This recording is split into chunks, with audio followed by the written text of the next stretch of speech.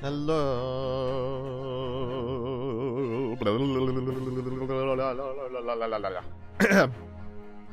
Alright, welcome back. Today we're going to be finishing off episode 3 of Great Ace Attorney. Also, welcome. I said that already. It's been a long work day. I'm very tired. But yeah, welcome, welcome. Hope you have a good time. We're going to cap off this case with the I checked how many parts this trial is. It is 2 parts for the final section, so we're gonna see how this goes. And yeah, find out some answers. Maybe we'll get more stuff from the overarching story. We'll learn about some mystery. And then we'll get to know how this case is connected somehow to the wax sculpture thing, which my guess is that he will use the body as the body double, which I think is pretty obvious at this point after the last case, the last episode, so I guess we shall see how this goes.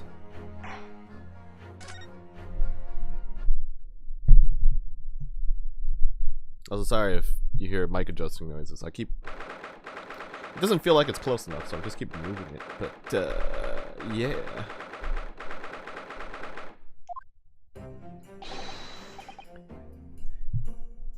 Good morning to you, Mr. Naruhodo. Ah, good morning, Professor. Ready for today's proceedings? I hope so. I should be. Even I. Good morning, my dear fellows.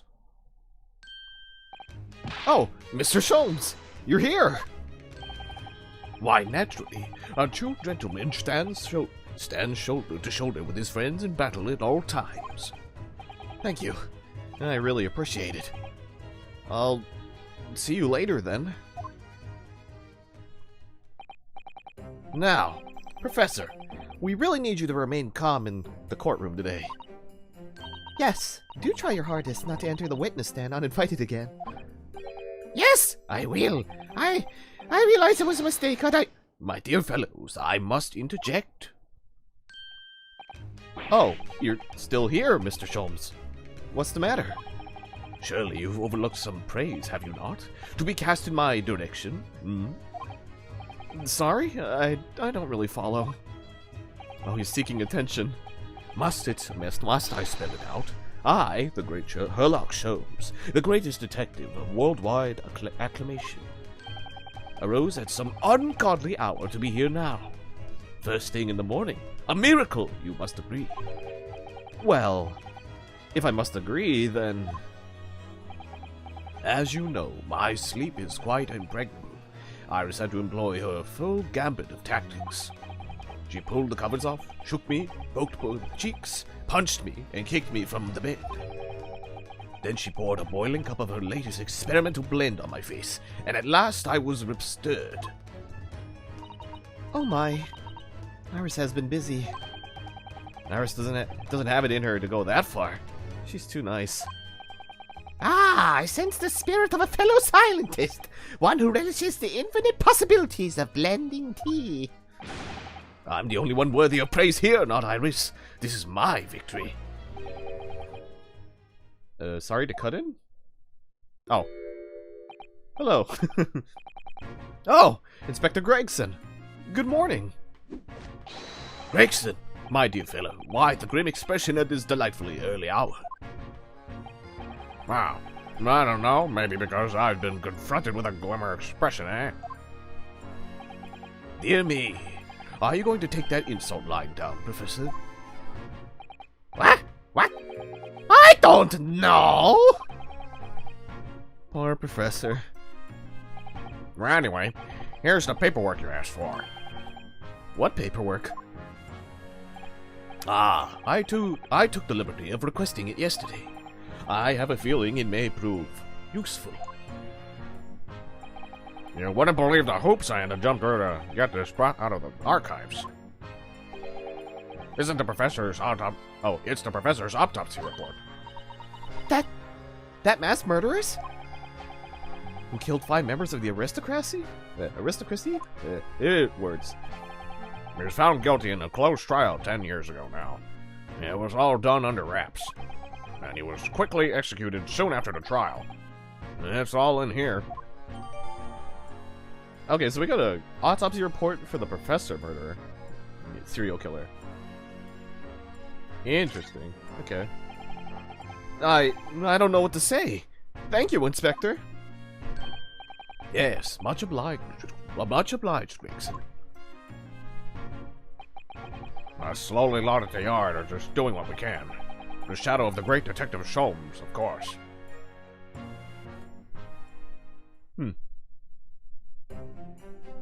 He's so helpful in this case. It's kind of interesting. I guess he is leaving the France. He's probably being generous. Well then, Professor Hairbrain, this is it. Today we're going to lay all this to rest at last. I wish you the best of luck, Professor. I suppose, he'll be in there today, will he? Drebber. Yes, we expect the prosecution to summon him as a witness. I'm still amazed that you managed to find him in just one day. Sam. I really owe you both so much. Guard cell and the defendant. The trial is about to resume. Kindly make your way into the courtroom at once. Oh, we didn't even have to like go back and add like, oh sure, we'll come. This is it then, the final chapter. Funny, my heart's racing a little. I've not felt this before, actually. This strange foreboding, as if something's going to happen in this trial that I'm not ready for. But I can't let that distract me from the only thing that really matters: finding the truth. Alright, so I wonder how far into this before we get the whole jury going against us. And we have to do another summation. It is a staple after all. In the name of Her Majesty the Queen, I hereby declare this court to be in session again. We resume the public hearing of Albert Hairbrain, here present, who stands accused of murder. Are the counsels of the prosecution and defense ready to proceed? The prosecution is ready, my lord. The defense is ready, my lord. Ooh, he's got some confidence today. As promised, Lord Van Zieks has his apprentice with him. His apprentice with memories lost.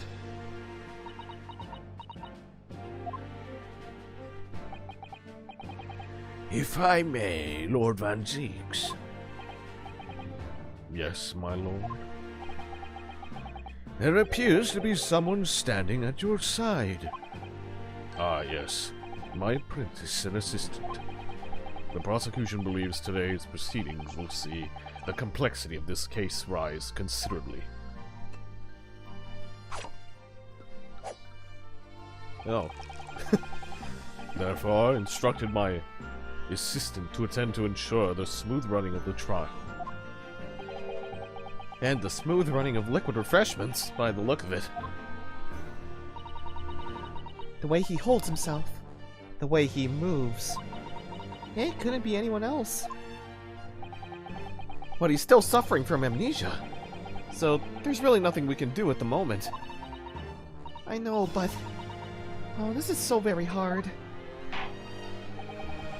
It would appear the prosecution has done a fine job in responding to the demands of the court made yesterday.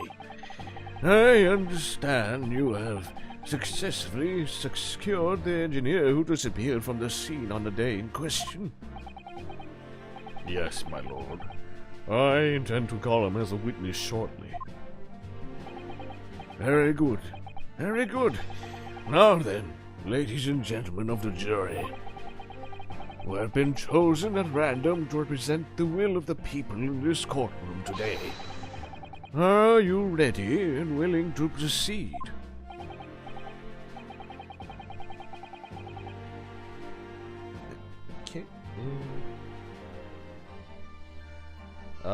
Of course, my lord.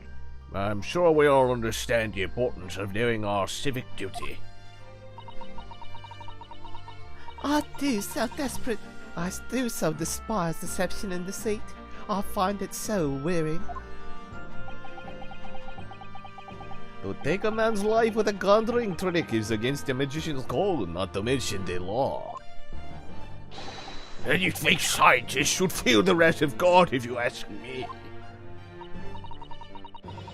Green, we have to listen to what's said on both sides of the fence, and settle on one. That's it, isn't it?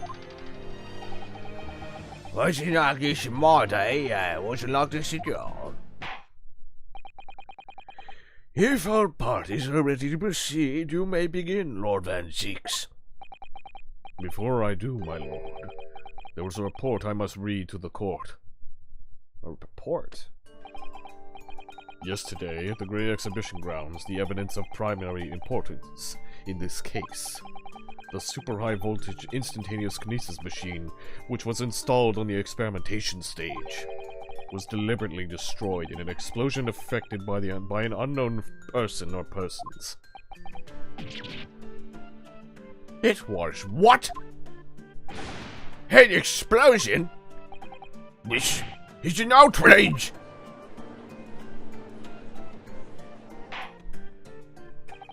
Yes, I heard this grave news yesterday. Scotland Yard submitted a report to my office in the evening. I read that the machine was blasted to smithers, and the wreckage reduced to ashes in the flames. I have here a photographic print of the scene, taken in the wake of the explosion. Now it reveals the trapdoor, though. It shows what little remains of the machine. Yes. A terrible business. He did it to destroy the evidence, did he? That Enoch Trebber. The court will take this print as evidence, counsel. The post-explosion photograph has been entered into the court record. Late yesterday afternoon, the protection afforded to the machine by the Special Dispensation for Scientific Experimentation Act was revoked. However, before a thorough investigation could begin, the invention was obliterated from existence. As such, this will become a very different trial.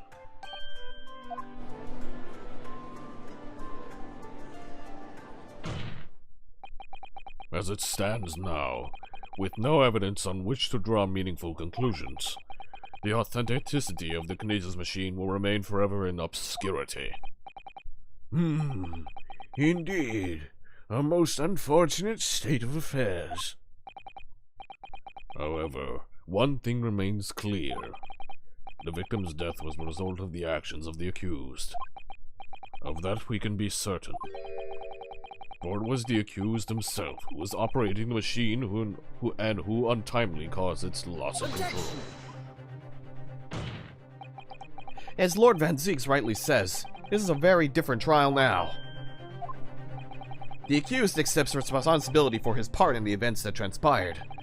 He acknowledged that Mr. Asmund died as a result of the accident caused by his machine's malfunction.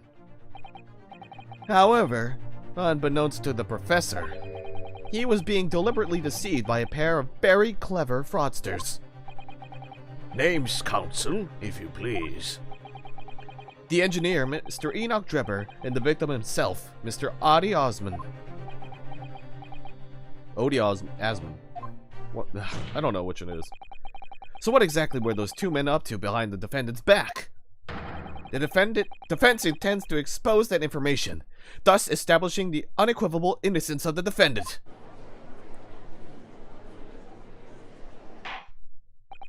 Thank you, counsels. The positions of the prosecution and defense have been clearly stated. Lord Van Zieks, summon your first witness, please. At once, my lord. The prosecution calls the engineer, Mr. Enoch Trebber, to the stand.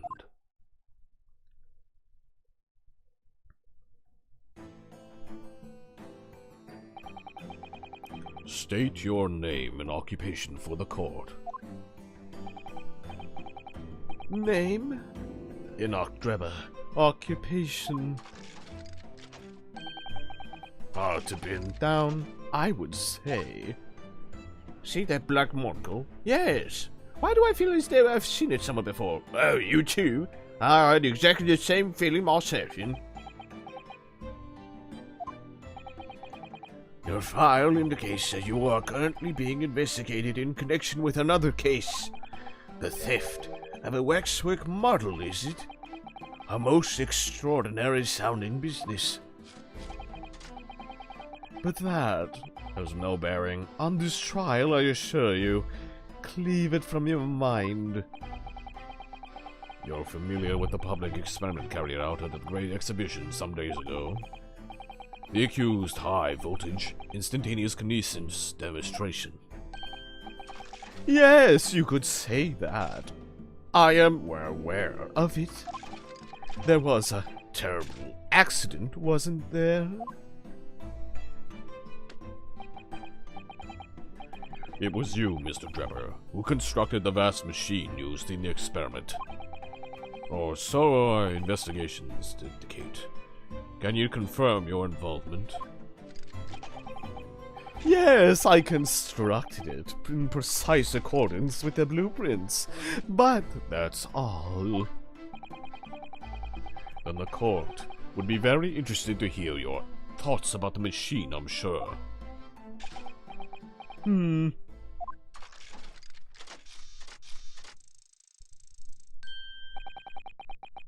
amazing device, if you ask me. the pinnacle Of modern science making instantaneous kinesis a reality at last. What? Good gracious! Do you mean to say that the experiment was bona fide?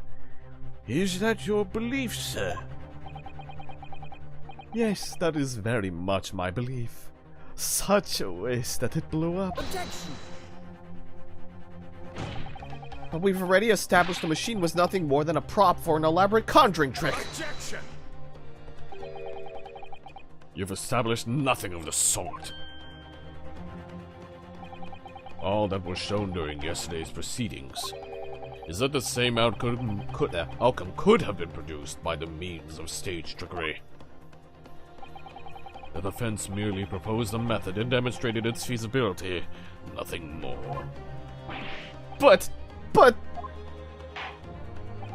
We've procrastinated long enough, I feel. Witness, you will now give your formal testimony about the machine that you constructed for the purpose of the demonstration at the exhibition. Understood.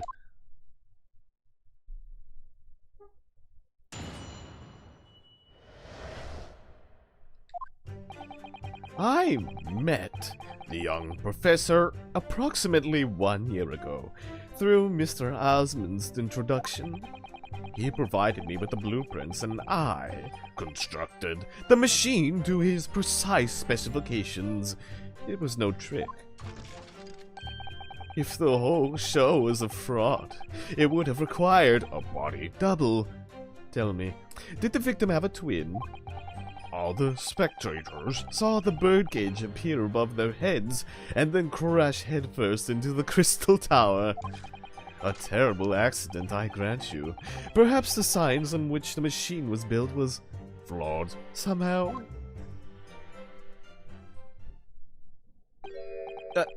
A body double? That goes without saying, surely. To give the impression that something has moved when in reality it hasn't. It's a basic conjuring principle.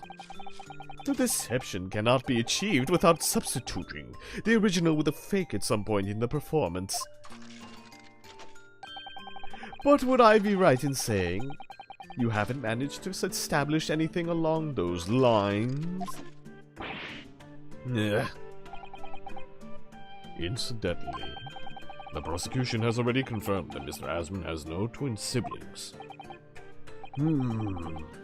It's my understanding that this witness is well versed in conjuring artfulness. But such talents do not indicate that he was actually able to accomplish what he claims. Namely, the construction of what, by all counts, must have been an extremely complex scientific machine. Whatever do you mean? Yesterday, proceedings brought the true nature of your past exploits to light, Mr. Trevor. Indeed it did, my lord. As a swindler who preys on innocent scientists to elicit government grant money through conjuring know-how. Yes, it's true that I possess considerable knowledge of stage magic. But crucially, my scientific knowledge more than matches that of any academics in the field. Investigation of the witnesses' workshop attests to that claim, my lord. As evidence, the police found this Royal Society trophy for young talent and science there. Yes, that's true. We spotted it there ourselves. If a hypothesis is sound, it can always be forged into a physical manifestation with sufficient skill. Though I may have sold the secrets of some deceptive wiles to sniveling, talentless scientists in the past. Would you therefore assert that the explosion of the machine was an unfortunate accident, or, of course, a deliberate act of murder carried out by misuse of the science?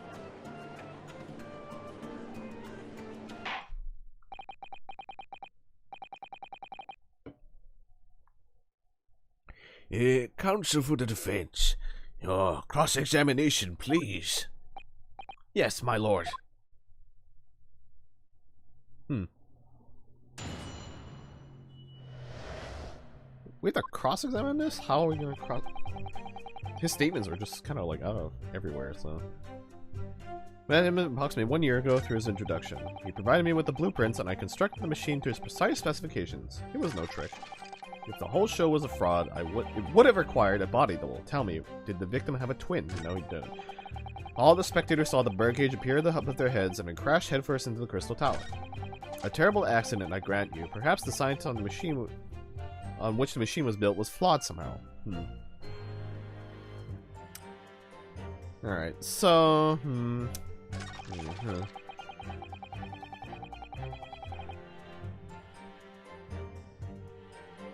What do we have to work with? Okay, so last week we got... Okay, so today we got this. We got the autopsy report. Death by hanging, confirmed midnight. Okay.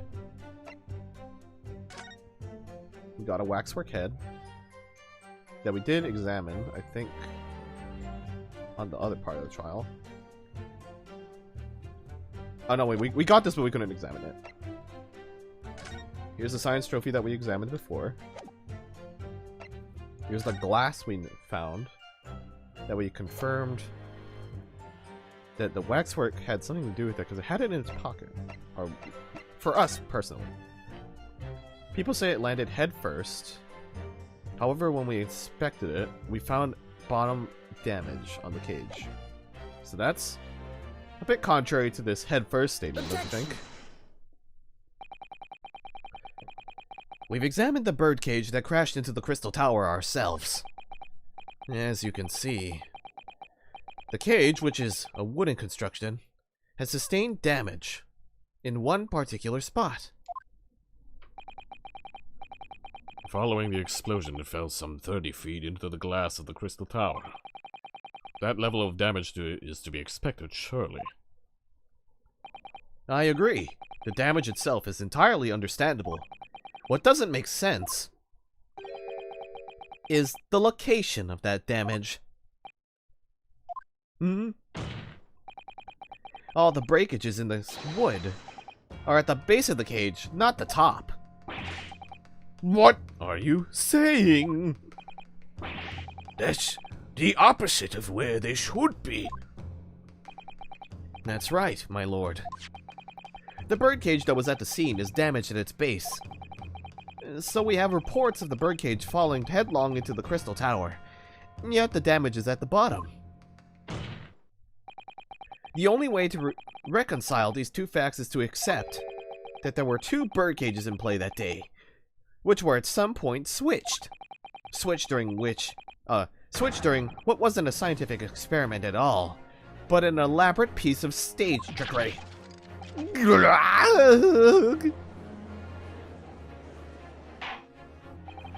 Good gracious! Explain yourself, witness! Well, if we examine the facts, there's only one logical conclusion we can draw. The damage on the base of the birdcage clearly indicates that it crashed tail first into the tower. But multiple witness reports claim it fell head first. The birdcage materialized in the sky next to a balloon flying over the stage, following a spontaneous explosion at an altitude of some 60 feet above ground level. Which is approximately 18 meters. It then proceeded to fall some 30 feet into the crystal tower in the ensuing deflagration. Witness reports amid such chaos are notoriously unreliable. But the victim's neck was broken. Objection! He plummeted 30 feet inside a heavy wooded cage. However he fell, it would be unsurprising to find one or two of his vertebrae crushed.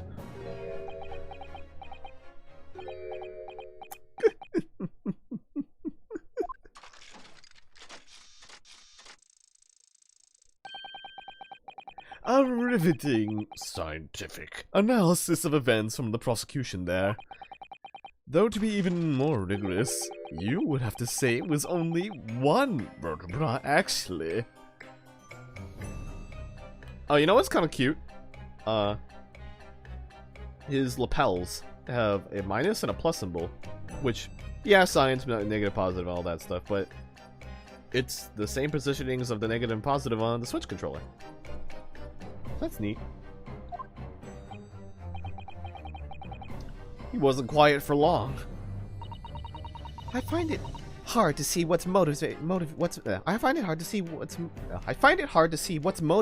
Van Zeeks. The witness is clearly a swindler, and one who deceived a personal friend of his. If you're going to establish this deception, do it right. Sorry? I feel like that's the undertone here. Ah, yes. And there's one more point. The defense appears to have forgotten. It obviously wasn't a trick, as a certain truth very plainly demonstrates. What? It seems to me that the cross-examination had better continue until we resolve this matter. Mr. Jebber, you will amend your testimony with details of this truth. Of course, we must treat the matter scientifically after all. I nearly had him there.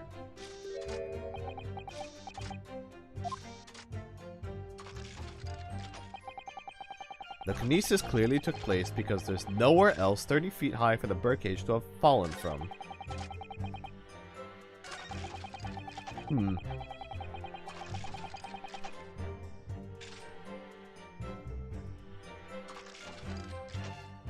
Okay, so we have a new statement.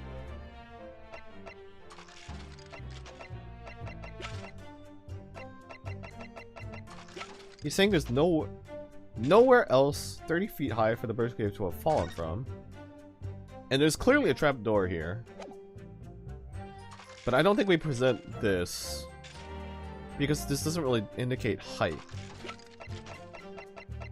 So how about we...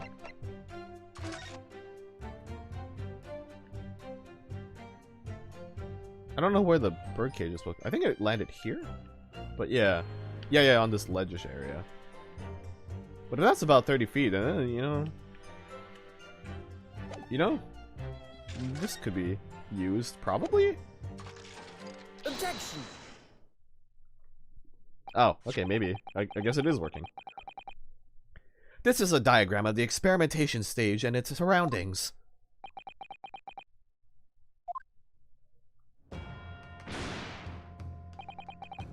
We know that somehow the birdcage appeared in mid-air before falling down into the crystal tower. Yeah, okay, the ledge. A fall of about 30 feet, or 9 meters. However, if you examine the diagram carefully, you'll see that there is one other possible location from which the birdcage could have fallen. The same distance of 30 feet. No.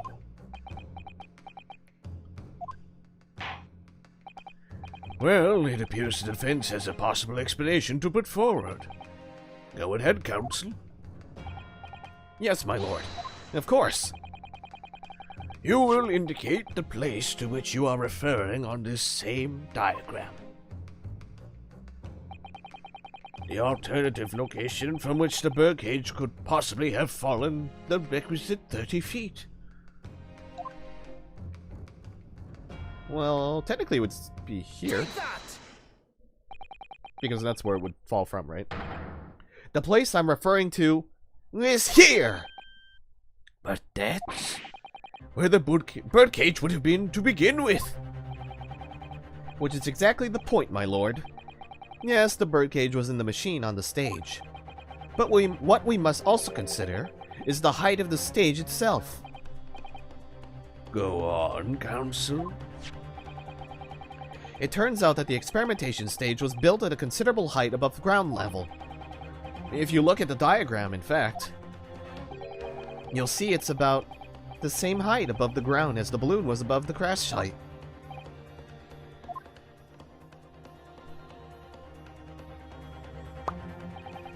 When the experiment got underway, the machine and the birdcage were engulfed in steam.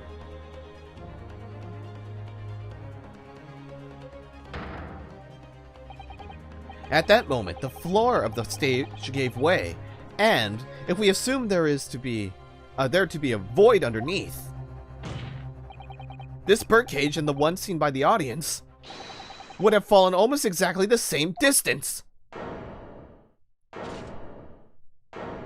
Ooh, that shook him real easy. Alright. Once again, my lord, this all points to the fact that there was not one birdcage, but two! Objection! My learned friend has no evidence that the stage has had such a contrivance in its design. Someone is responsible for the criminal destruction of the kinesis machine itself, it's true. However, the stage still stands. And take a moment to look at the photographic print of the scene following yesterday's explosion. Good Lord, the metal grill that formed the floor of the machine is undone. Yes, most likely blown open by the force of the explosion that destroyed the rest of the machine. The defense calls for the space below the stage to be investigated. Immediately!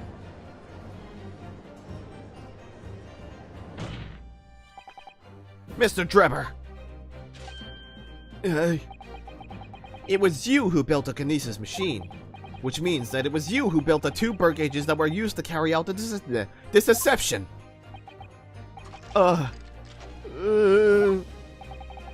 Whether Professor Harebrain's hypothesis is sound or not makes no difference, because it's the construction of this machine that matters.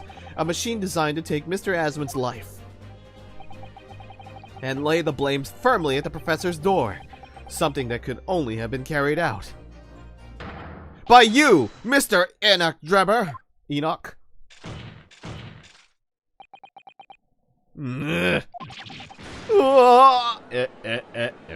Error. 404 Objection. error.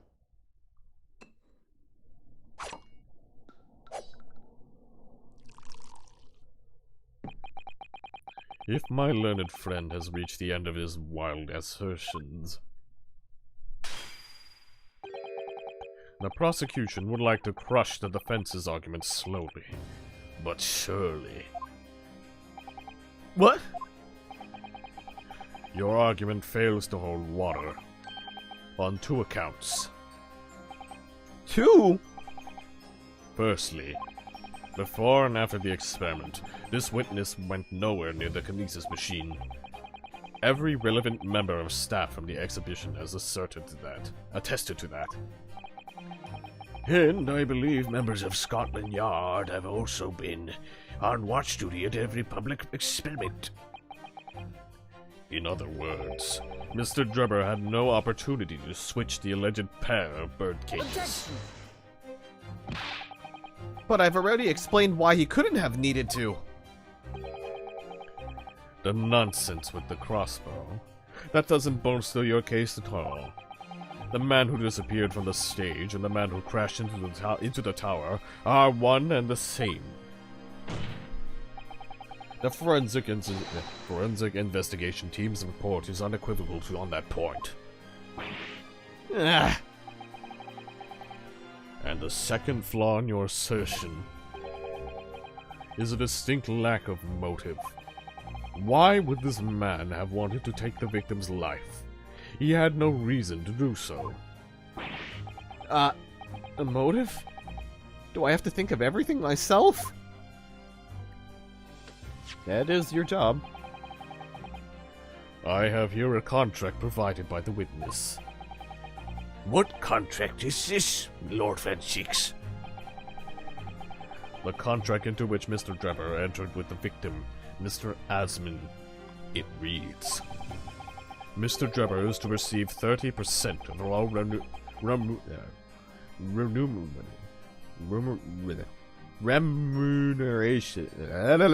30% of all remuneration for government grants or other income. 30%? Certainly very favorable contractual conditions. But there was one very important provision bolted onto that clause. What provision? Mr. Drebber may only uphold this right on condition that both contracting parties are alive. In other words, if neither of us were to die, the contract would become null and void. So you see, I had nothing to gain from Mr. Asman's death. The diametric opposite, in fact. Ugh. Need I say more? The witness had neither an opportunity nor reason to commit the alleged crime. In short, the possibility of Mr. Drebber having done as you suggest is nil. Ugh.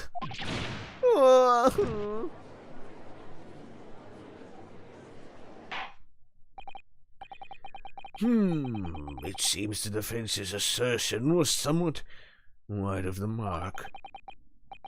Lord Van Zieks, you will submit the contract as evidence, please.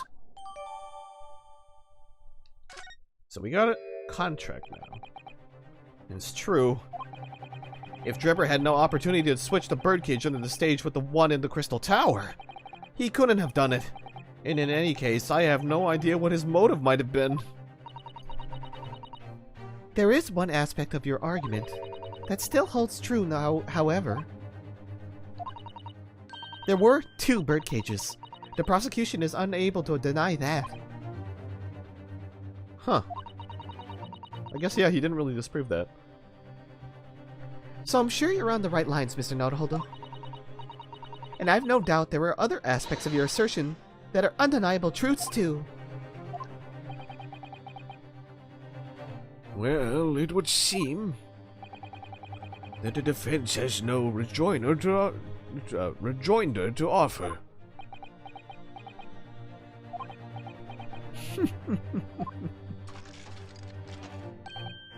Well, I must say I'm a little surprised. I came here to testify about the machine I built, and instead my reputation is defiled. But the prosecution's counter has set the record straight. I think it's impossible that I'm the culprit. Objection!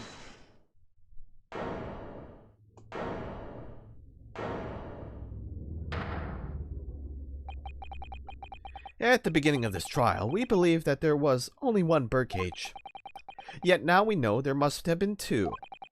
In other words, there was one more to the demonstration than we realized at first. Oh, more to the demonstration.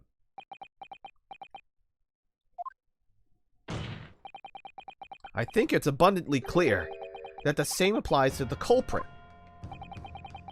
Get to the point.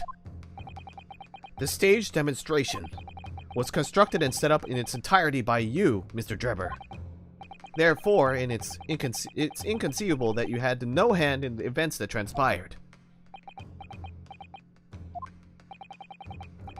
So, if circumstances mean it's impossible that you could have carried out the crime yourself, it points to the fact that someone else was involved. Someone else? Counsel, are you suggesting? Yes, my lord. Mr. Drebber had an accomplice. Objection! Oh! I didn't think of that angle. Yeah, because if we're assuming there's two bird cages, I mean, we know for sure, like, at this point, it's pretty much like, yeah, there's a body double. How would he would have switched the bodies without anybody knowing when there's so many police people, like, stationed at the bottom of around the area? I know people left, but...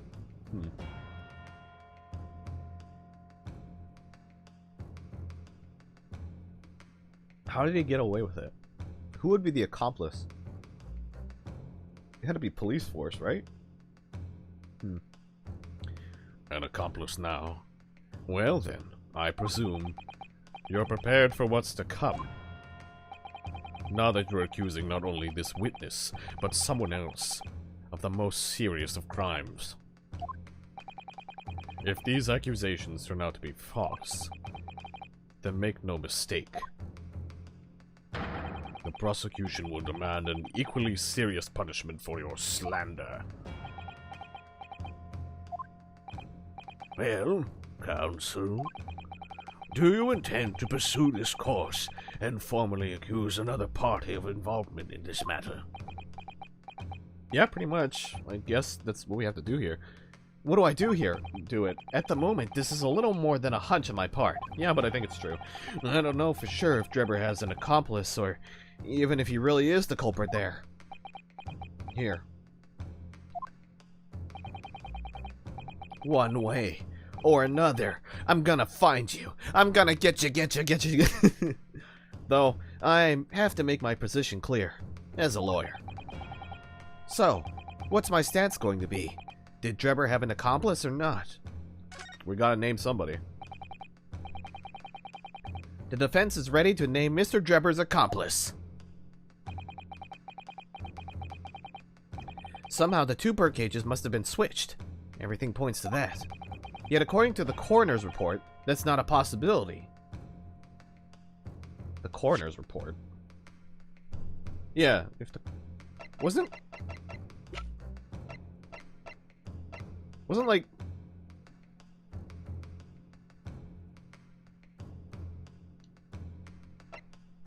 Wasn't she like...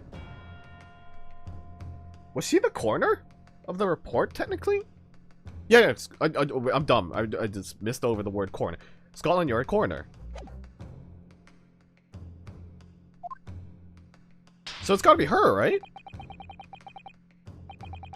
But that inconsistency itself is a clue. Counsel, Oh, my lord? you have received a stark warning already. If you are nevertheless determined, then I must ask you now to identify this alleged accomplice by name. So, your answer, please. Who do you claim to have been Mr. Drebber's accomplice? It's gotta be Courtney. Take that!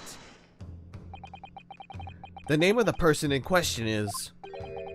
What's wrong, my Nepalese friend? Surely fear doesn't bind your tongue now. It's a little late for that. Yeah, of course, I'm afraid. After all, naming her in this capacity is definitely going to make waves. A lot of waves. I could very well turn every single person in this courtroom against me. I'm sure it will be all right, Mr. Naruhodo.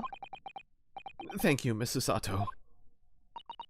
The enemy always appears larger than life, but you'll appear exactly the same to the enemy.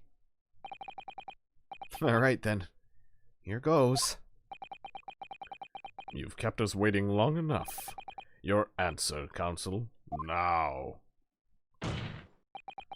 The person who colluded with Mr. Drebber in order to carry out this wicked crime is Scotland Yard's coroner, Dr. Courtney Scythe. What in blazes are you talking about, Dr. Scythe? The head of the forensic investigation team, and the coroner who conducted the autopsy on the victim?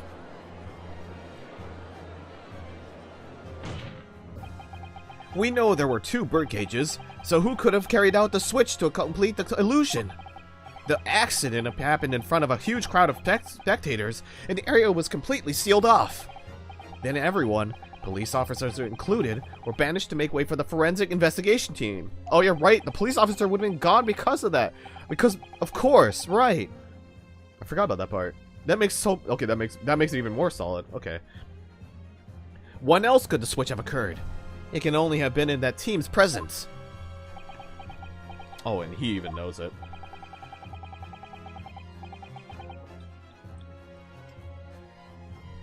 It's essential that the court determines exactly what happened following the incident. The defense demands that Dr. Scythe be summoned to the witness stand at once to testify.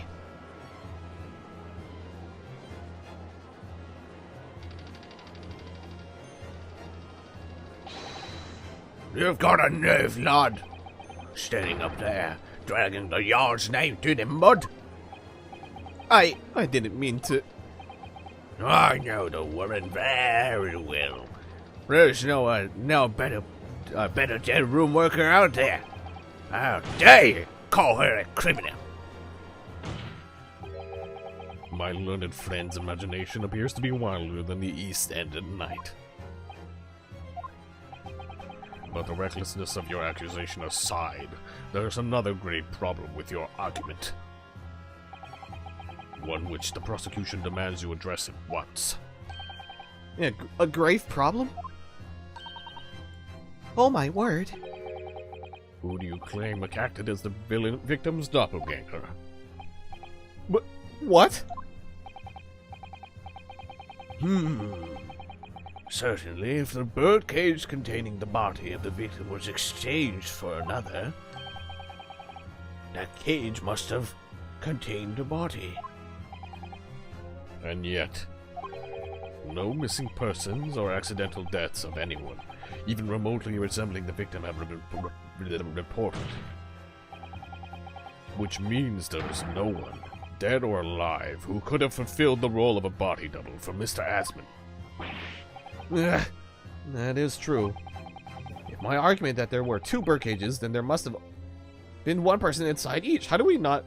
I feel like we've I feel like we've gone to the conclusion that it's the waxed body already. Oh, I have, but I could have sworn the game might have gotten to that point. I guess not. But I don't know if I've got an answer to this yet, have I? What can I do to reveal how this body double stunt was achieved?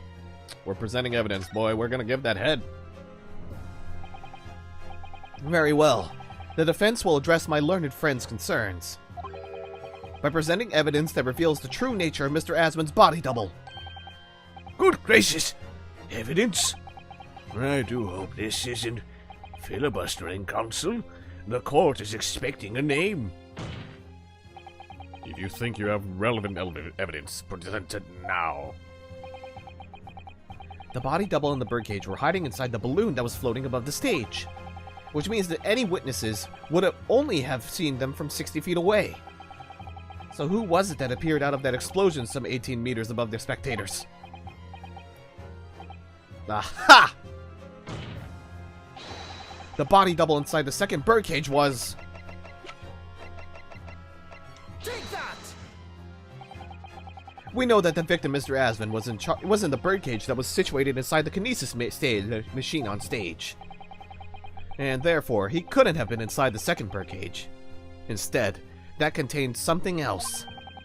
What's been described as a body double, which is what fell from the sky and crashed into the Crystal Tower. Yes, Counsel. according to your somewhat elaborate version of events. And that body double inside the second birdcage was in fact...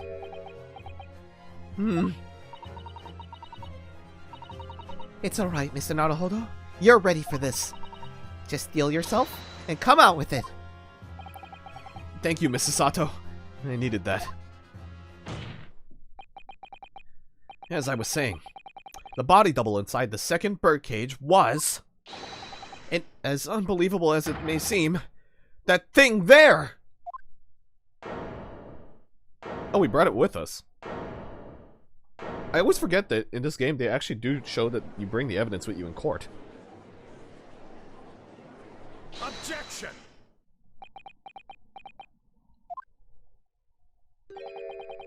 Open your eyes and look into mine, my Nipponese friend. Ooh, we're confident. Now tell me, what are you playing at? Stand firm now, Renosuke. This is the time to show your Japanese spirit. As the court will observe, this is a waxwork model. A model, in fact, of a infamous London murderer from 10 years ago. The Professor! Objection! You started by indicating the leader of the forensic... You started by indicting the leader of the forensic investigation team as an accomplice in this crime. And now you've moved on to indicting Waxworks? Yes! That's about the size of it. But why? And why this waxwork? It looks nothing like the victim. In fact, it could hardly resemble him less. What possible justification can you give? If you want to know why, ask Mr. Drebber. Me? What? Just days before Professor Harebrain performed his public demonstration, Mr. Drebber abducted this model from Madame Tuspel's. Did you say abducted? And 2 days after the incident at the Great Exhibition, he returned it to the museum. The timing. Is this true, Mr. Drebber?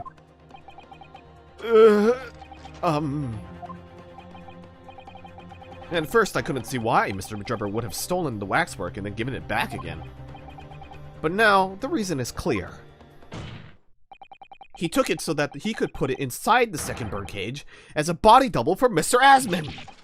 Gah! Objection! Are you hearing this, ladies and gentlemen of the jury? Are you hearing the defense's astonishing proposal? Oh, we're gonna get a summation examination, that's for sure. That the witness fabricated this vast machine with the intention of deceiving some wretched scientist. That he did so in collusion with the country's finest coroner, on a public stage in front of a vast audience. And that, to effect the deception, he used a waxwork model that in no way resembles the victim. Are we really to believe this far-fetched tale? What do you decide? Objection! Oh, we are definitely getting a summation examination after this. Wait! Yes, if you put it like that, of course it sounds implausible. My lord. My lord, I need to speak if you please. Go ahead, Mr. Foreman.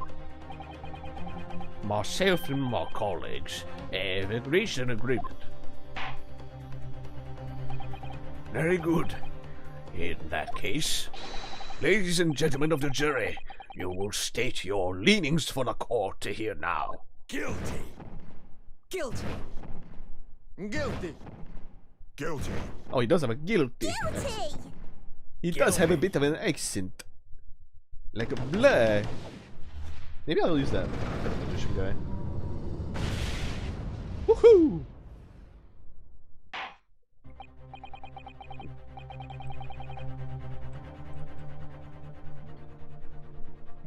So, as indicated by the foreman, the jury has reached a consensus. I knew that was going to happen. We shall get through this, Mr. Naruhodo, as we always do, and uncover some new truths along the way. I'm quite sure. Yes, I agree. I'm going to have to appeal to the jurors as usual, and see if I can persuade them to change their minds. The defense will now embark on a summation examination. Are you and your fellows ready to proceed, Mr. Foreman? We are, my lord. Very well. In that case, I ask you now to state clearly for all present to hear the grounds on which each of you has decided that the defendant is guilty of the crime of which he is charged.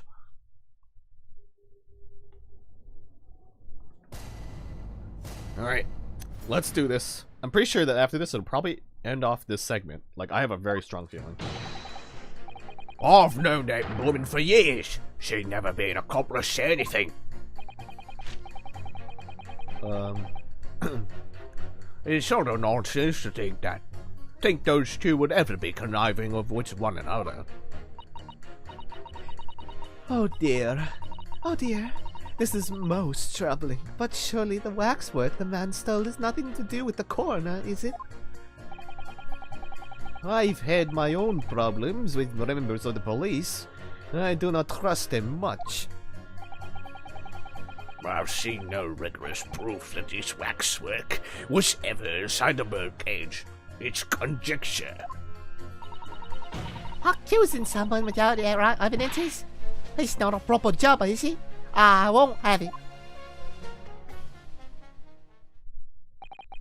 Somewhat unsurprisingly, it seems that the introduction of this waxwork model to the proceedings has, well, polarized opinion. Given that its face is obscured and its build in no way resembles that of the victim, I can only applaud my learned friend's temerity at suggesting it as Mr. Evans has been pardonable. Yes, the applause is deafening, and yes, I know it seems extraordinary. But that's the point. That's why I have a strong feeling it's actually a greater clue than anyone yet realizes. What are you thinking, Mr. Naruhodo? I can't explain why at the moment, but I feel as though there's a specific reason why it was used. Why it had to be this model. Really? A reason why nothing else would do, you mean? Yes, and I'm convinced. It's something far more significant than whether or not the model looked like the victim. I mean, we know that Drebber was the guy who saw it happen, so I wonder if he's using it as kind of like a revenge thing. You know, like, despite the police or Scotland Yard, I'm gonna use this body of this guy that I saw and how they made fun of me about it, you know? Probably? Maybe? Well, if that's the case, we must prevent the trial from ending prematurely at all costs. Yes, agreed.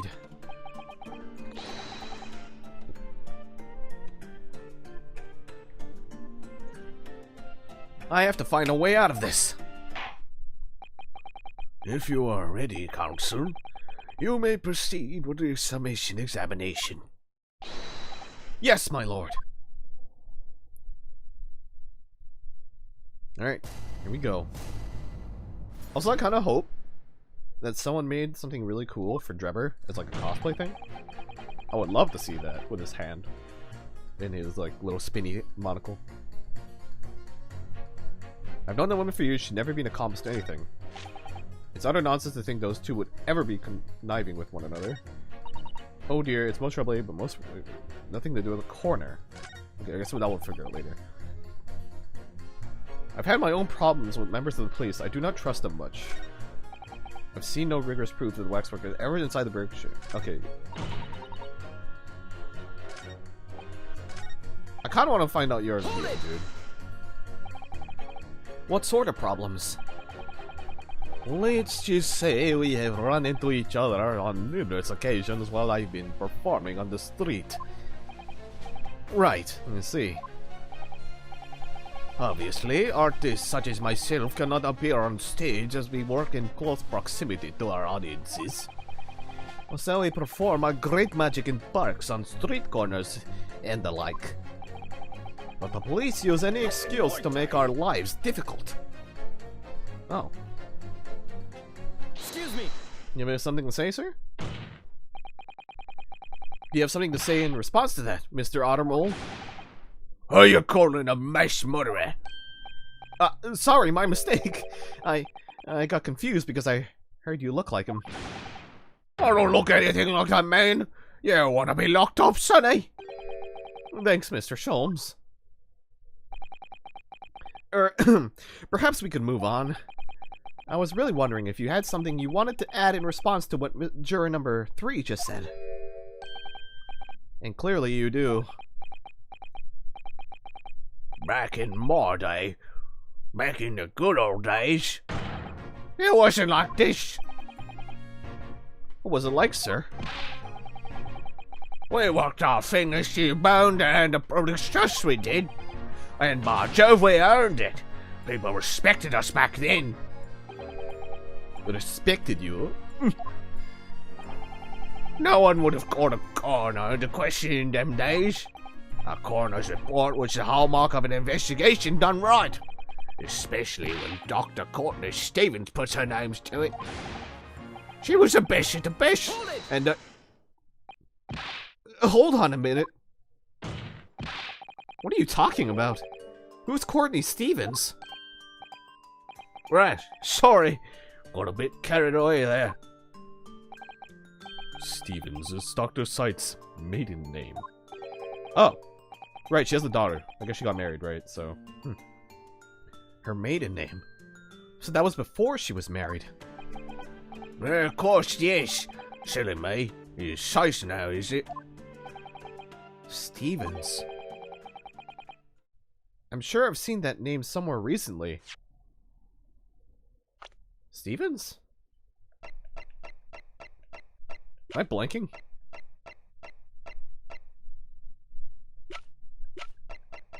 Stevens? Stevens. Stevens.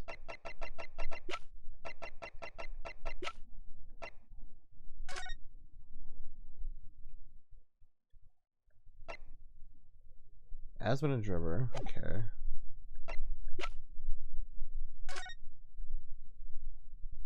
Oh! Courtney Stevens. She's the coroner for the professor. Huh. Okay. She was also involved with that case. Anyway, the point is, those were the great days of policing. Not like now. Sorry to interrupt, sir. But do you think you could change your statement to include that name? Well, yes. I don't see why not. She was Courtney Stevens back when I knew her, of course. A legendary coroner even then. Huh.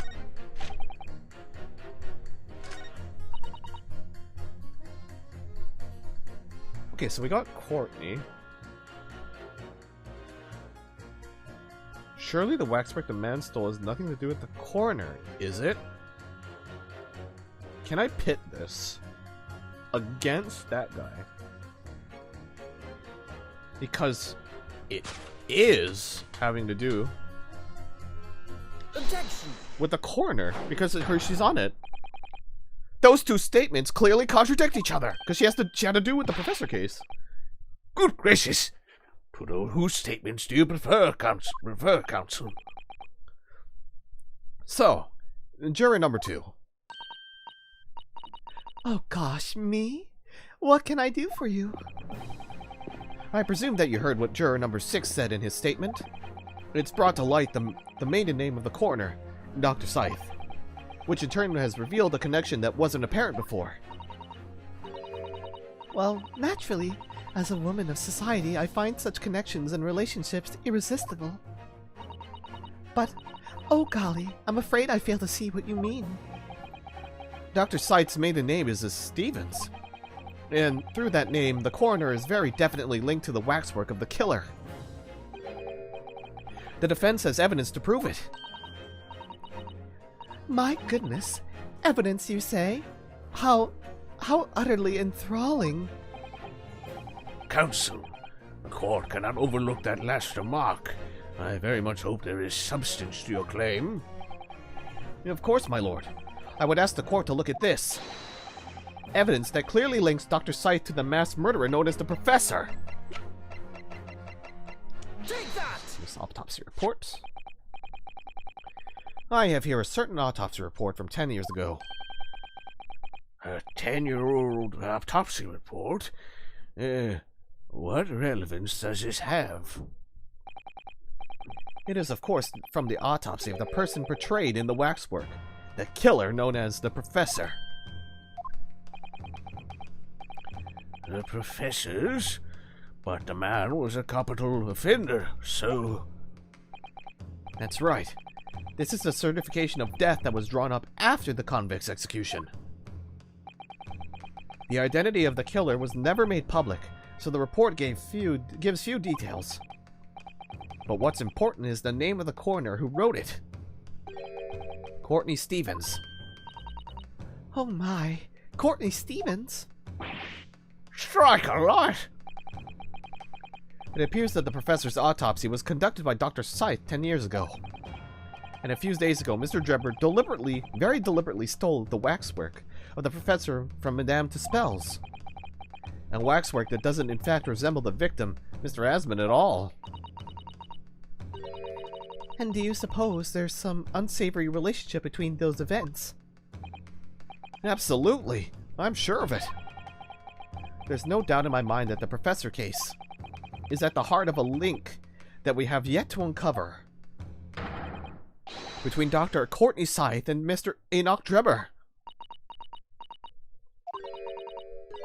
Hidden links, mysterious connections, secret relationships.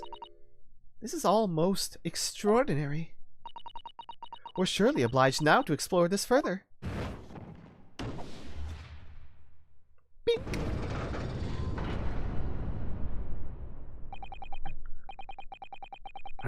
Quite right. We can't let this trial come to an end now.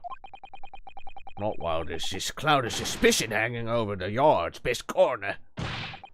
It wasn't like this in my day, but they were still here to uphold justice in the end.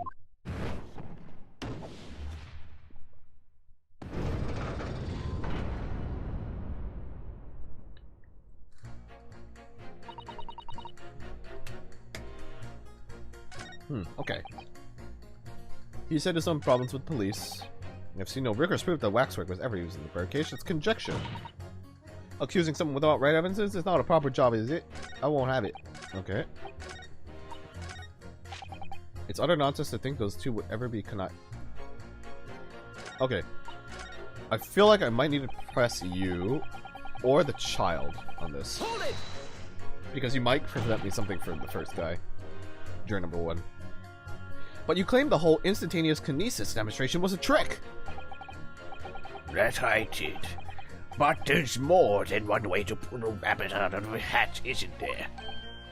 Sorry? I grant you, given that this cage appeared from a instant explosion, there'd have been no need to use a real person. But if a waxwork had been used, the culprit could at least have had the decency to make it look like the victim. I'm not sure exactly how much criminals are governed by decency. My boy, the point is, if you're going to make a claim about that waxwork being inside the bird cage, you need to give us some evidence. Without that, it's just not science. I suppose we should expect nothing less from a logical argument from a fellow of the Royal Society. But that perhaps means his mind could be changed if we manage to present suitable evidence. Evidence that the Professor Waxwork was inside that birdcage. Can I produce that or not? Can I produce that or not?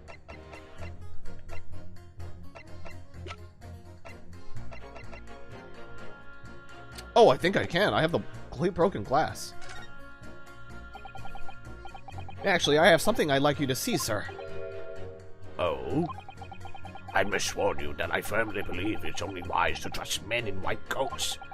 So given your jet black outfit, I don't mind admitting to a sense of trepidation here. So you don't trust anyone in black. Looking in the mirror must be very tiring. I do have some evidence that proves the waxwork was inside the birdcage. Namely, the broken glass that was in its pocket. What's that? A piece of glass? No, it's unusually thick for glass. Yes, it's a piece of broken glass that we found inside the jacket of the waxwork. As you say, it's not ordinary glass, though. It's very thick and clearly made for extra strength. Much like the special glass that was developed for the construction of the Crystal Tower. The Crystal Tower? Holy smoke! Exactly! The centerpiece of the Great Exhibition, where the very incident we're talking about took place. On the day in question, the birdcage fell from above and smashed through a window of that special glass. From whence this small piece originated. Is that it? Precisely. So, what do you say? Now that clear evidence in support of the assertion has been placed before you.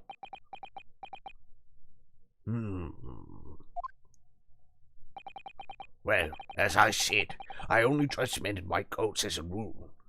However, when the reasoning is sound, it's fair to say color shouldn't come into it. In light of what you showed me here, yes, I feel obliged to change my position on the matter.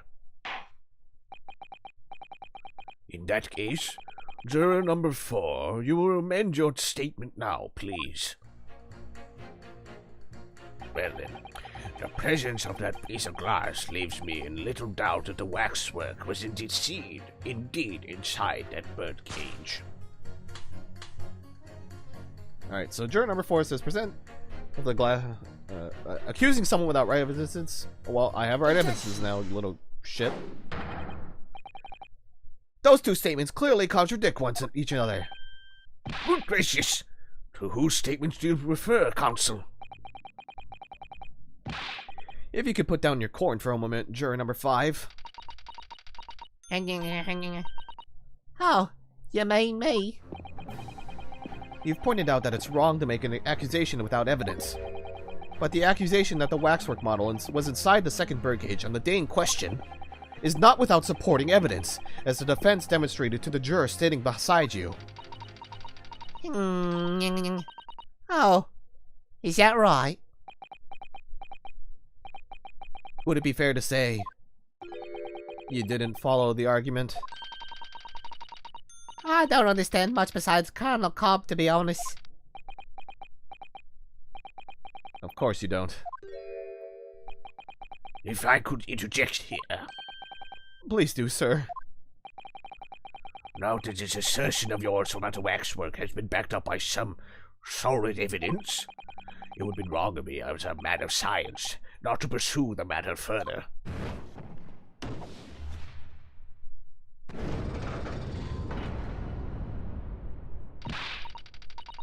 Ah, well, me too then.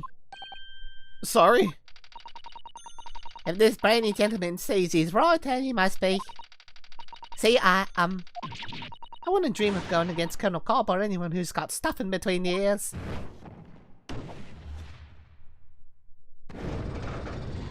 Not gonna lie, she's making me kind of want corn. On a cob. Success! If you can call it that. Thank you, counsel. That will do. As a result of the summation examination, the jury's overall leaning has changed. 2 jurors now call guilty, against 4 who call not guilty. Accordingly, the court has failed to reach a consensus at this time, and the trial must continue. We did it! Oh, well done, Mr. Naruhodo. Another wonderful victory.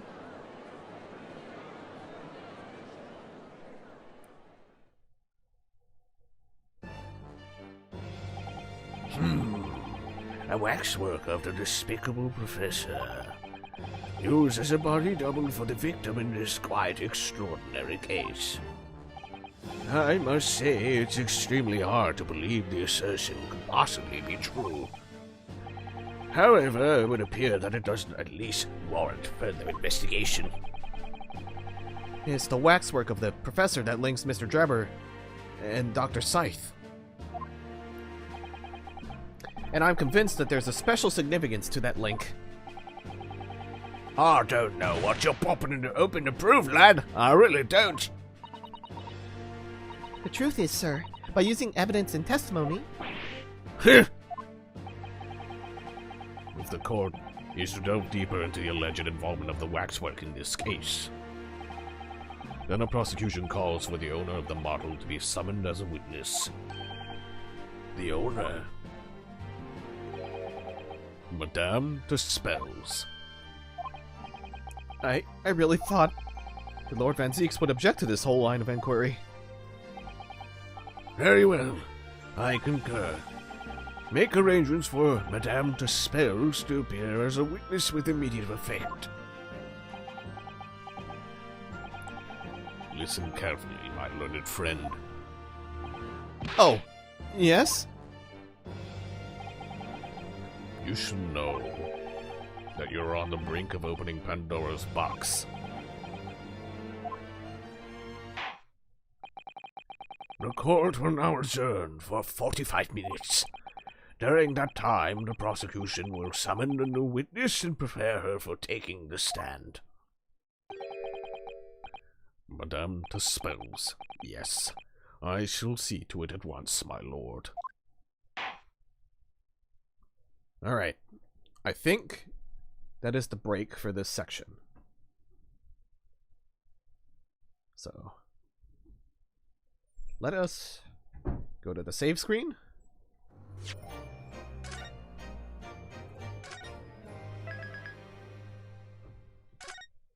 Alright, and I'm going to put it on this screen, and I'm going to take a short break to refill water, go to the bathroom, maybe get something to snack on real quick, and then I'll be back for the second half.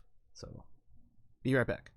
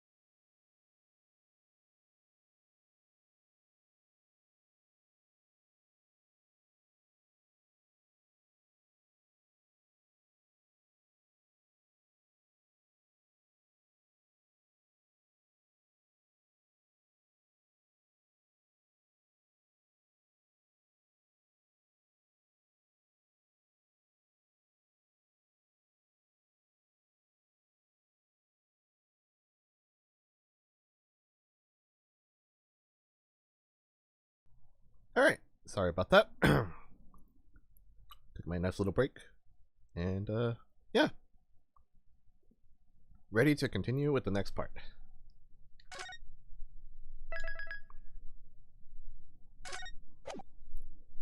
Alright, let's go.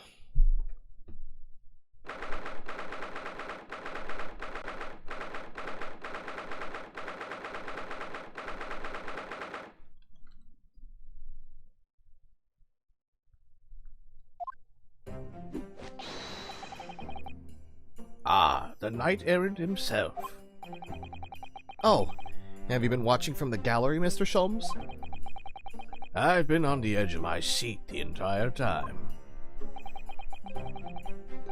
Courtroom trials are fascinating affairs, as a spectator at least. I am glad you've been enjoying yourself.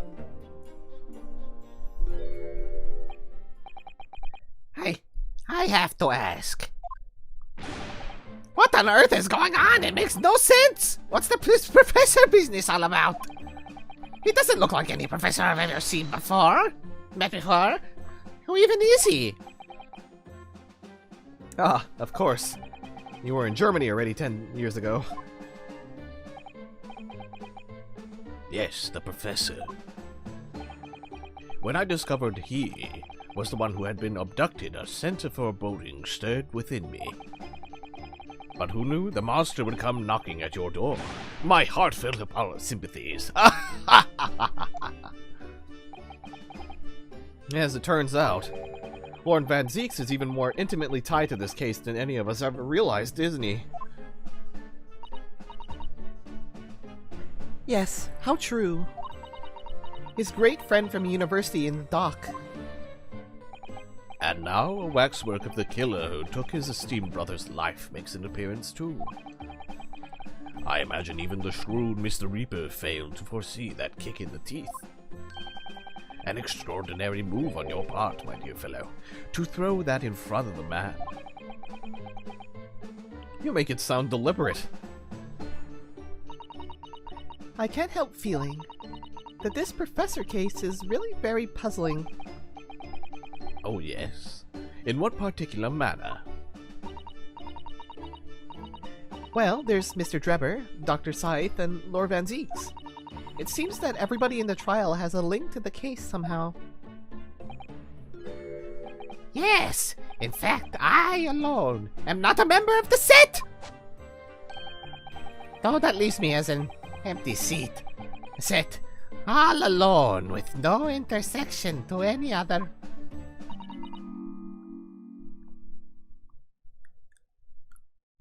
I'm gonna guess Courtney? Excuse me.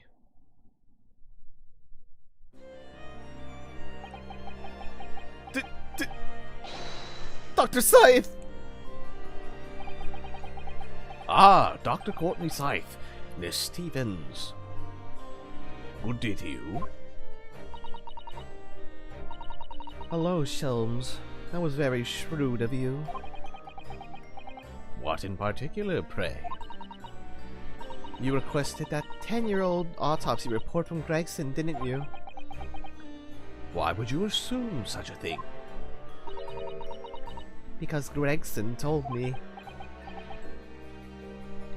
Oh shit. To think it's been 10 years. 10 years in the laboratory wielding my scalpel. I smell of nothing but corpses and disinfectant. A policeman on the jury had a lot to say about you as it happens, Dr. Scythe. And I've accused you of being complicit in what happened. I'm hoping that you'll take the stand and tell the truth about what really happened.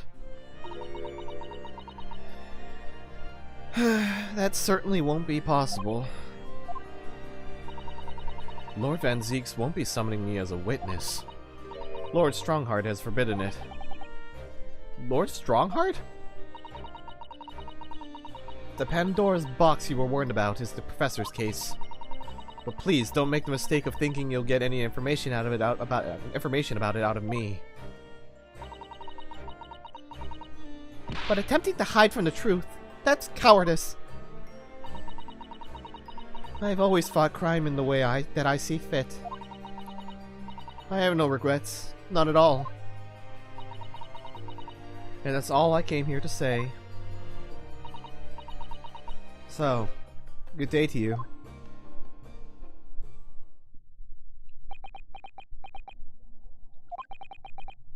She mentioned it too. This Pandora's box.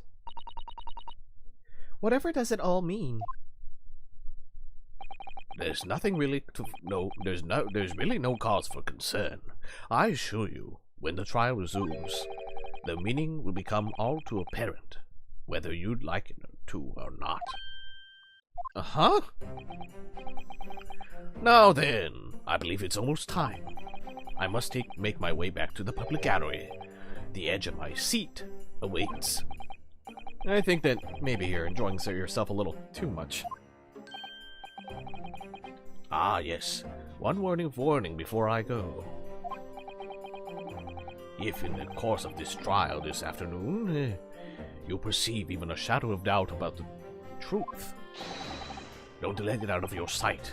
Pursue it like a dog with a bone. To the bitter end, you understand. Do not falter, whatever may come to pass. Alright. I understand. Thanks. Good. I shall make myself scarce then. I purchased a bar of caramel earlier, so I shall be gnawing on that as you gnaw away at the truth.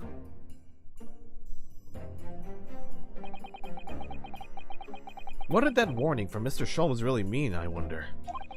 Especially the bit about whatever may come to pass.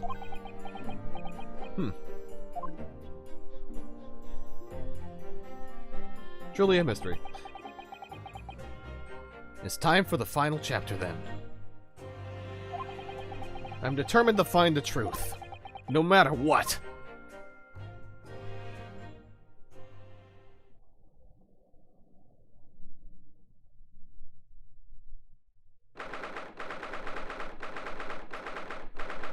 "12:40 p.m. The Old Bailey again. Here we go."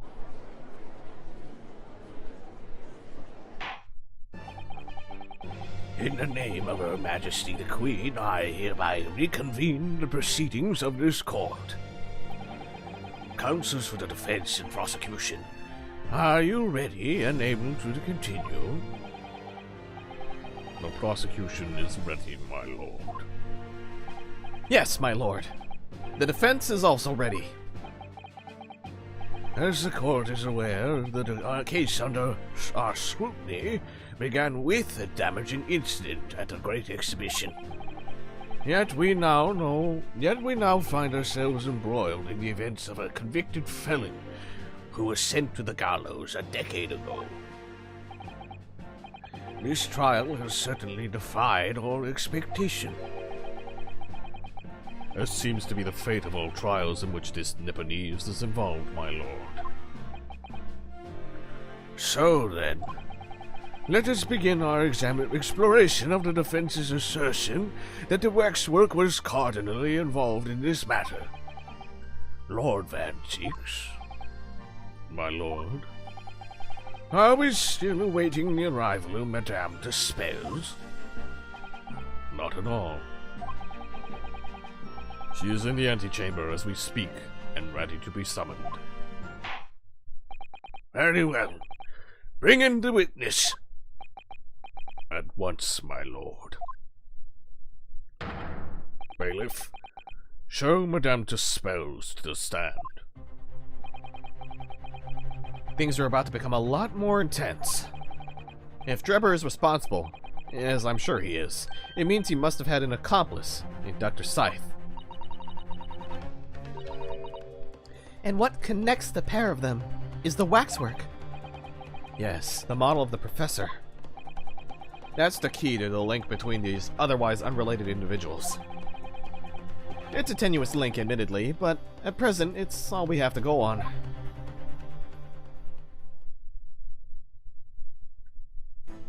Oh, she's working away on her Sholmes' head. State your name and occupation for the court, please. My name... Bonjour. My name is Madame Esmerella de Spells.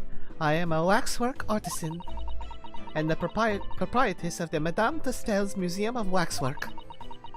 You will have to pardon me for working as I testify. My new exhibit must open very soon. Oh, so he finally gets a statue, does he? Now there are 2 of them in the world. Oh my! What expression is she carving onto that face? A number of days ago, a particular waxwork model was stolen from your museum. Can you confirm this?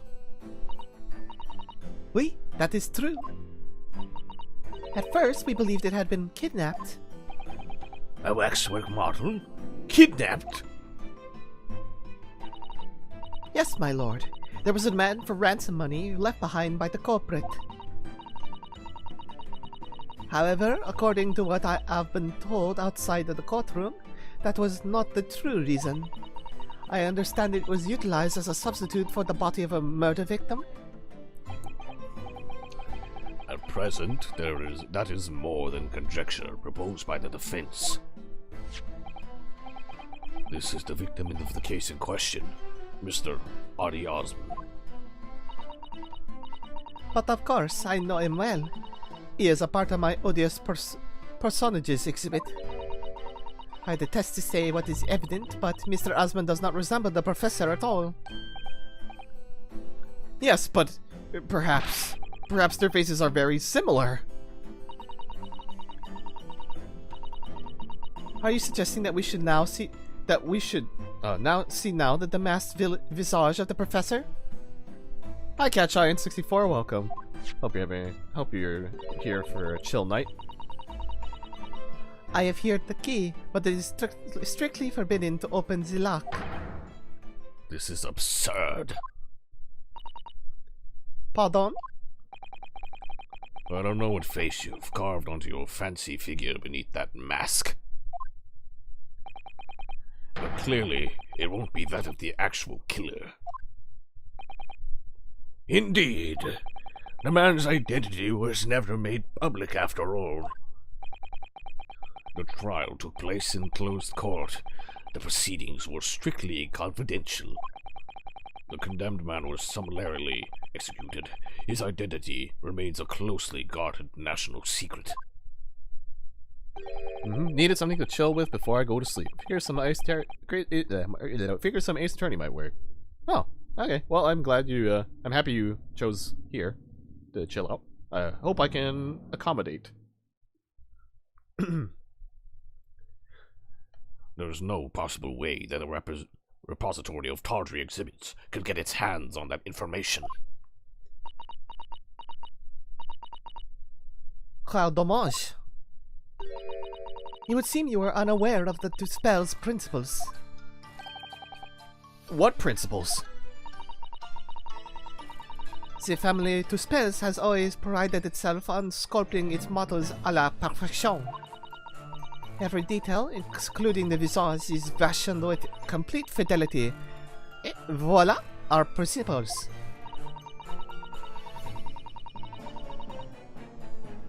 There is a well-known legend about the Tuspels waxworks from the time of the French Revolution. A member of the Tuspels family is said to have made a waxwork of the queen who was executed. I haven't seen anything for this game yet, so this will be interesting. Oh yeah, it's very different from like the main trilogy, as it's supposed to be like the ancestors of like a lot of the characters in the original trilogy, but it also seems a little bit more down to earth, and it incorporates a lot of mechanics from both the main trilogy and some of the newer games of the main Ace Attorney games, and it also brought in some mechanics that was introduced in Layton versus Phoenix Wright, so it's pretty neat. Oui. Oh, I did not mean to play that. Oui, that is true. That is true. It was a century ago now. Also, sorry if my accent keeps changing for her. I keep messing up her accent. I believe the queen's face was carved in the minutes following her death, actually at the guillotine site. You are correct? The model is on display still today in the House of Horrors. Wait, the spells will stop at nothing to obtain a faithful replica of our subjects. Dear me, a somewhat disturbing tenacity of purpose. I haven't even finished the original trilogy yet. Oh, fair enough, fair enough. It is the only way to obtain a truly lifelike representation of the subject. And it has been my family's secret for generations. Do you mean to say that beneath that mask? Oui, the true visage of the villain killer is there. I don't have it on PC, so I need to rehook my Xbox up so I can finish. We moved a couple of months ago, so it's starting to... Ah, fair enough. Also, your accent sounds fine here. Oh, good, because I keep switching it between, I think, French and, like, Spanish, I think. This is ludicrous. It's out of the question. The professor spread terror along Great Britain. As a result, the Madame Tussauds a special exhibit remains extremely popular even today. The killer, emerging from his own grave? It is a sight to behold. You shall come. I think, madame, it would be No, wait. I think, madame, it would be beneficial to hear your formal testimony on this matter. You will explain every detail of this macabre model and your personal involvement in its creation. With pleasure. I was on the last game and the first game too. I kept getting stuck on the investigations. Yeah, oh god, the last case on the first one.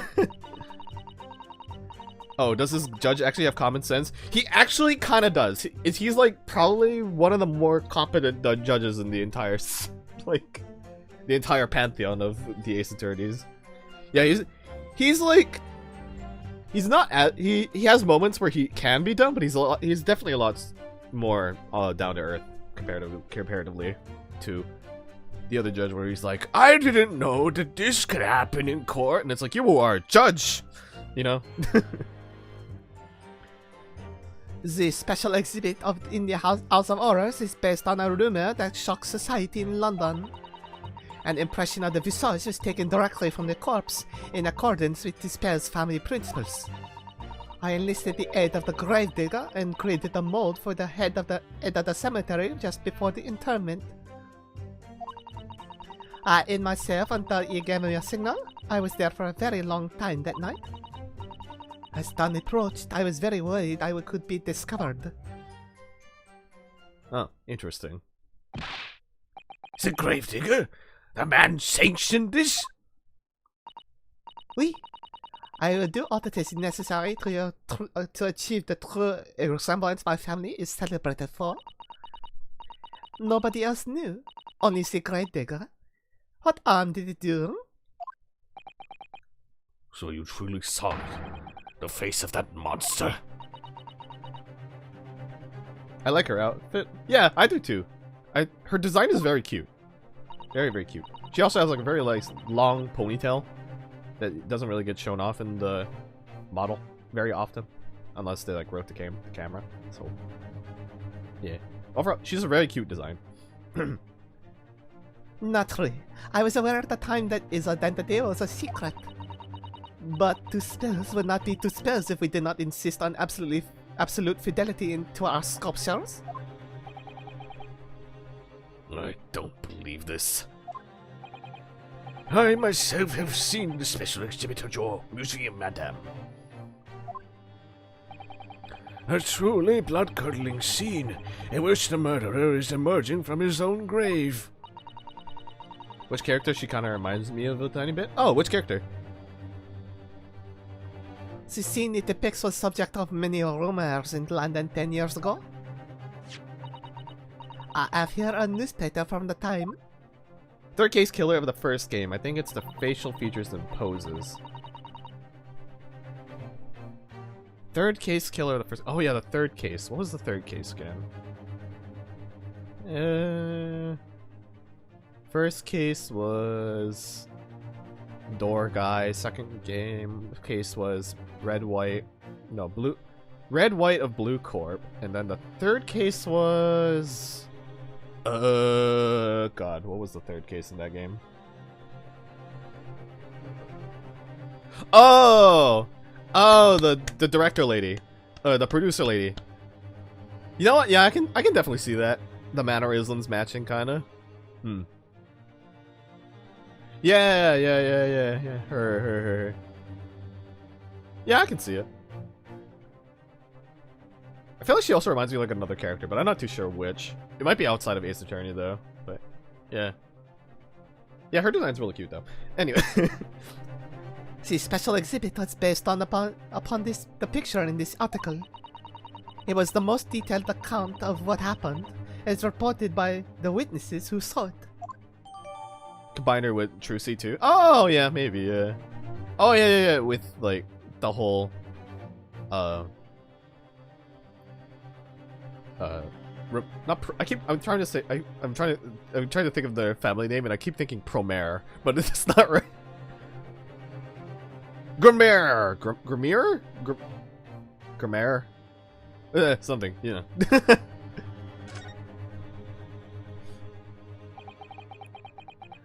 Man rises from the grave. It's too absurd for words. The public enjoy absurdity, monsieur. That is why I have reproduced the scene as carefully as possible in my museum. And it's a waxwork from that exhibit that was stolen some days before the incident at the Great Exhibition, wasn't it?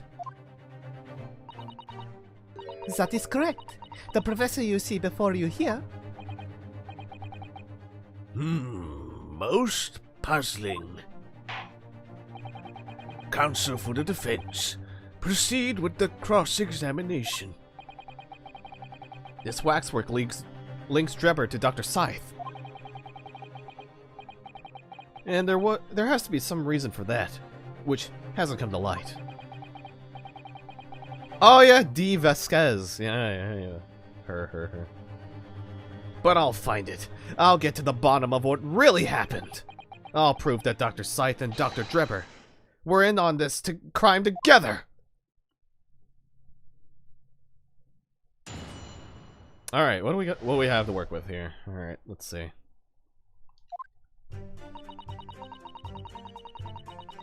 It's based on a rumor that shocked society in London. An impression of the visage was taken directly from the corpse, in accordance with the spell's family principles. I enlisted the aid of the gravedigger and created a mold for the head of the cemetery just before the internment. Which is really fucking weird. I hid myself until he gave me a signal, and I was there for a very long time that night. Okay, so... Did she see anything weird? You were there longer than you expected to be?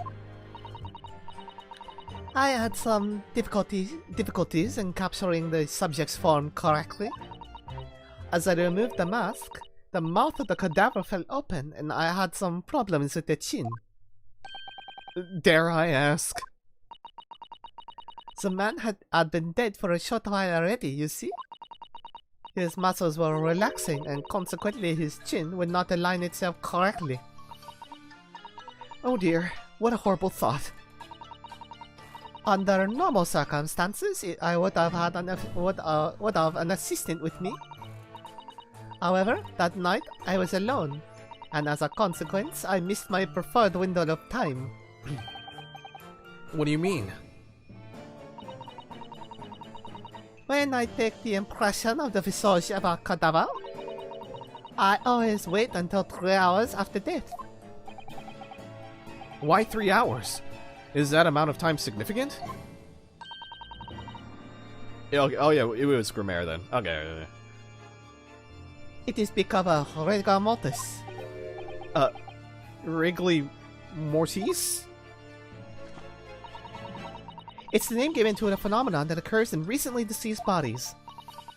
As a rule, 3 hours post-death, the muscles in the body begin to stiffen. By approximately 10 hours post-death, the entire body is completely rigid and inflexible. And then from that point on, the muscles slowly start to revert to the relaxed state. The effect is often used to estimate the time of death when a body is discovered.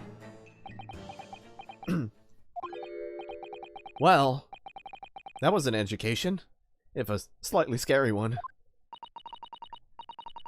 As the Mademoiselle says, rigor mortis commences 3 hours after death, and it starts in the jaw. I see. So that's why you wait. Before that time, the mouth falls open, and it is very difficult to do my work.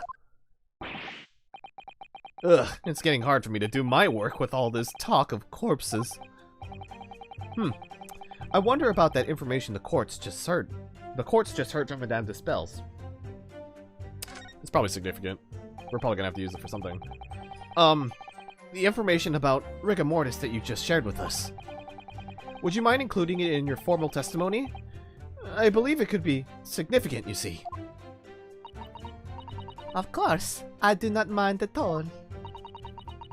I can't help feeling that after this latest topic, the atmosphere in the courtroom has become extremely grave. This is no time for jokes, Miss Susato. Madame, kindly amend your testimony as discussed. Bien sûr. Susato really is a girl after my own heart. She went after a pun, and I appreciate that. It took me a very long time because it was before the onset of rigor mortis. Okay. A very long time. Alright, so we have this autopsy report, right? Condemned prisoner, redacted confidentiality. Student and the professor. Death by hanging confirmed. By midnight, 17th of June. And she says it takes about 3 hours.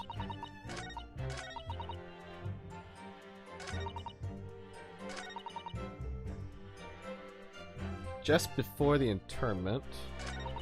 It took me a very long time because it was before the onset of rigor mortis, and at dawn approach I was very worried that I could be discovered.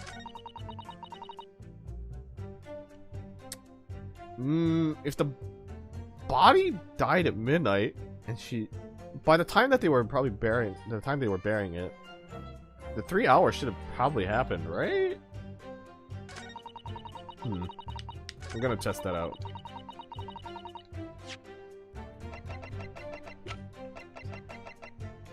Objection! Madame Dispels. I have here an autopsy report that was filed 10 years ago now. It confirms the death of the professor following his execution at the gallows. And is that a problem? I believe it is, because your testimony and a particular detail in the report completely contradict one another. ¿Qué?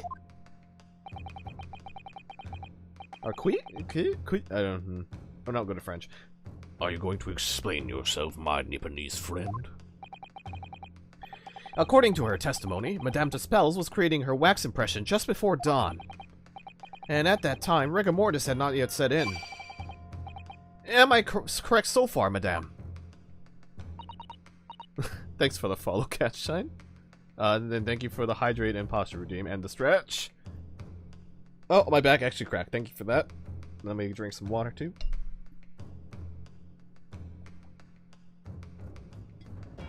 Health checks are always good. You are, yes. As I said, the stiffening of the jaw is the first sign of rigor mortis, 2 or 3 hours after death. But the man's chin was limp, so he cannot have been dead for a long time. But on the other hand, if you look at Dr. Scythe's report, it quite clearly states the following. Death by hanging confirmed at midnight, 17th of June. No. If the professor indeed died at midnight that day, then by the time you were sculpting his face, rigor mortis would have already set in. Oui, yes. You are right.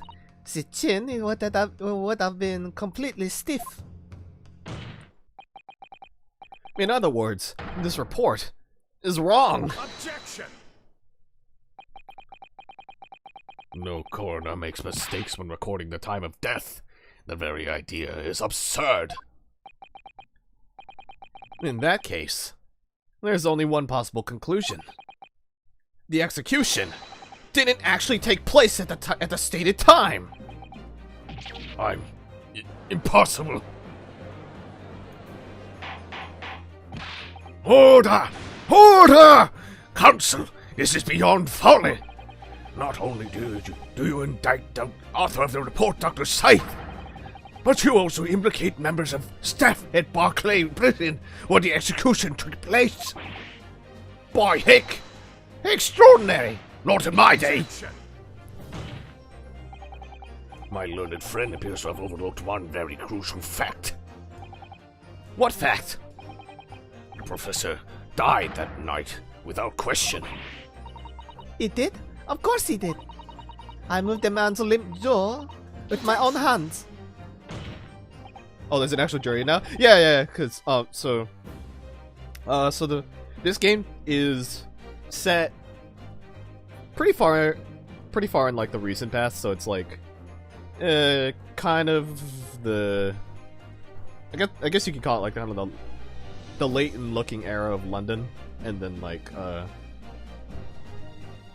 feudal Japan still, kind of. Well, not feudal. Well, the part of Japan after they kind of got, like, really integrated Western kind of stuff. So, like, this is, Phoenix Wright's, technically, ancestor. And so right now we're in London, doing this, learning how to be a lawyer, essentially. And for London, they're like, oh, our system is we have a jury. So you have to deal with convincing the jury at some points to do stuff. And the jury thing is interesting because it's kind of similar to the Layton versus Phoenix Wright game because, well, you don't really have a jury in that game, but you have multiple witnesses at the same time instead of one by one to do cross-examinations. So you end up doing a lot of things where you're talking to one witness and then to like elaborate their point, and another witness might go, hey, I don't remember what the heck that person's talking about, and then you kind of like go over them to find out more information. So there's some mechanics of that integrated into the jury system, and it's really neat. Like it's very cool. And then these games actually have like a lot of cases where it's not really cases. Like the naming convention is episodes, and it makes sense because there's actually a few where in the first so this is the second game of the two games, but in the first game there's actually a whole entire episode that takes place on a ship, and you don't actually do like a court section, so it's all investigation, and it's very neat. And yeah, so yeah, like it's very unconventional for like an Ace Attorney game, so it's very neat. So like, and like you don't have to play the original games to like get into this one, which is really cool. So like, yeah, if it's you know, up your alley, I definitely recommend it. You know, might have to dip in a bit. It's almost 1 a.m. here. That is completely fair because I am in a time zone where it is not. So if you have to pass out, no worries. Yeah.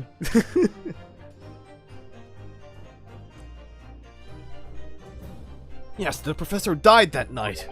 But what if he didn't die at the gallows? Didn't die it? Are you insane?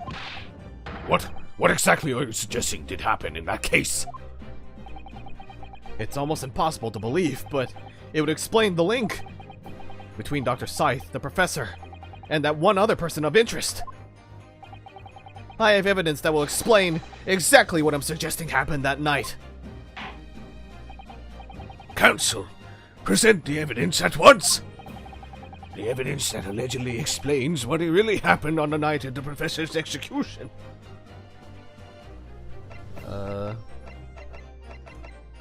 Where's the article? Where's that 10-year-old article? Take that!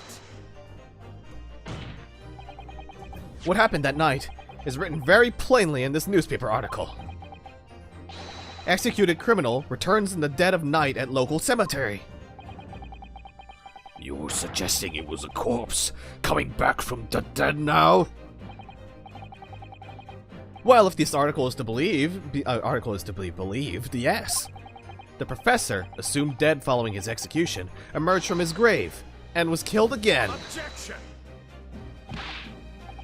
Don't be a fool. That's simply a rumor published by the gutter press. Can you be certain of that? Are you serious? The point is, as the article says, there was a witness to what happened. My word, yes indeed. Must we? The young man who stole into the cemetery by chance that night. Objection! Of course there was a witness. The story didn't write itself, but obviously the man made it all up. And in any case, that was 10 years ago now.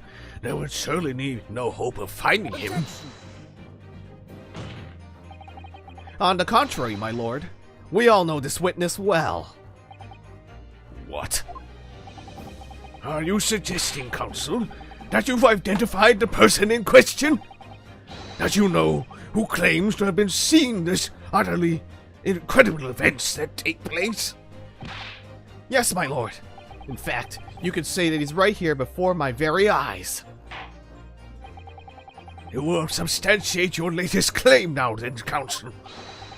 Who is the alleged witness of this staggering scene from the cemetery 10 years ago? Why, it's our good friend, Mr. Drebber.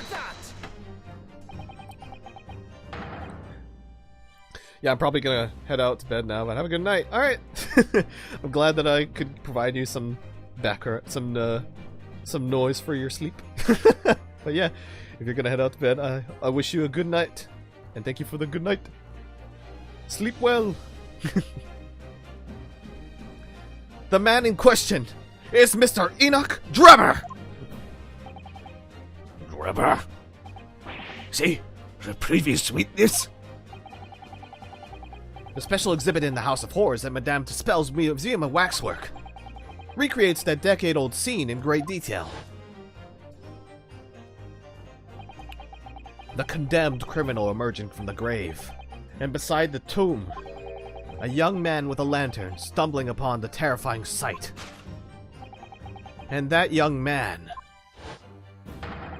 is a 10-year younger Mr. Enoch Drebber.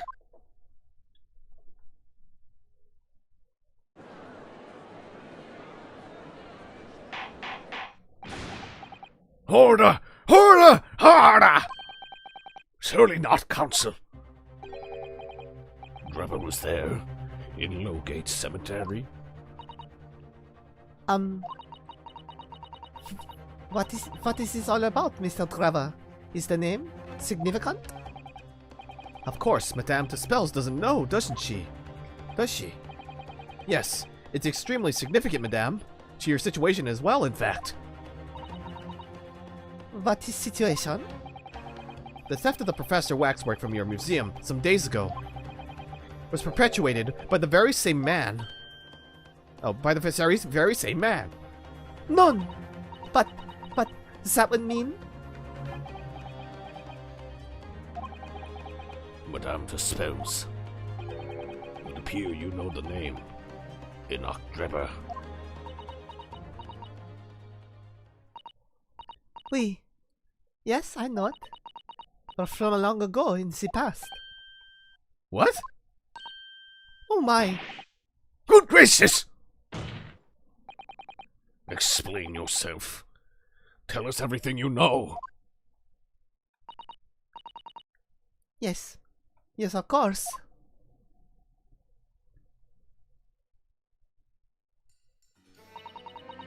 The story of the young man and the terrible sight he witnessed in the cemetery 10 years ago was published in every single newspaper in London and throughout Great Britain.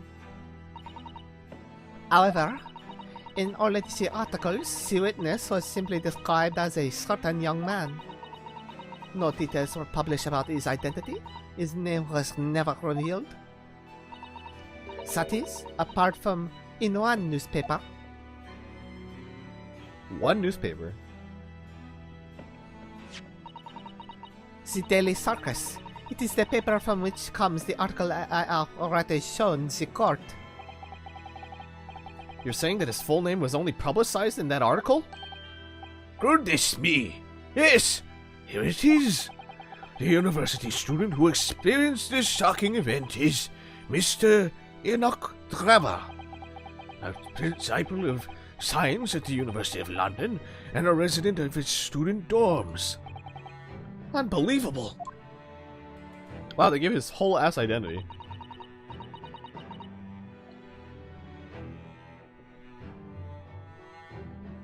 Oh, there's like actually full text that I can read. I never even noticed that. At Logate Cemetery just behind the prison on the night of the foul demon's execution, the newly interred professor forced off his grave cover as he clawed freed from the earth. The young man who witnessed this scene was on the verge of raising a shriek when in the next second a gunshot rang out suddenly from behind. The bullet pierced. Okay. Someone shot it dead after. And it's in the article. Interesting. I wonder if it's actually in the court record version of it. It probably is. No, you can just straight up read it if you wanted. The bullet pierced the resurrected man's chest, whose breath then stilled once more. The youth then finally released the scream he had been holding and ran for his life. The university student who experienced this shocking event is Mr. Enoch Drever, a disciple of science at the University of London and a resident of its student dorm. Wow, it actually goes like full on to detail if you read through this. Mad Sheep Rampage! Charles Darwin to receive Copley Medal. Oh, the Great Stink. Parliament is finally to address the foul issue. Horrifying stench that carries in the slightest breeze and lingers in the nostril. The Great Sewer System is to be built underfoot. Oh, the London Sewer System. I see.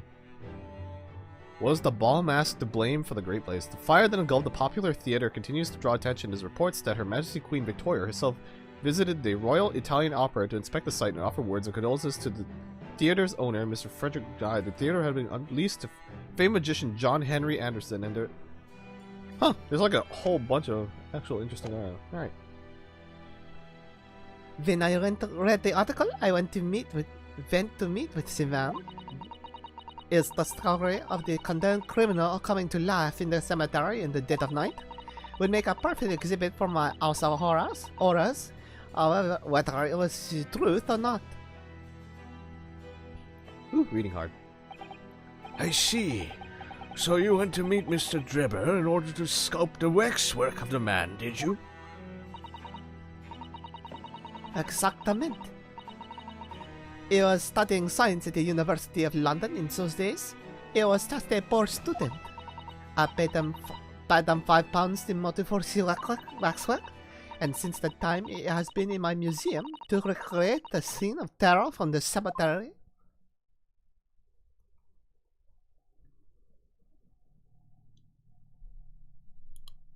Very interesting revelations. Very interesting indeed.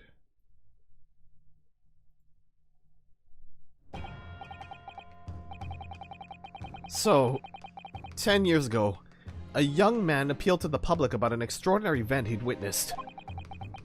A criminal who had been put to death, re-emerging from his grave in the middle of the night.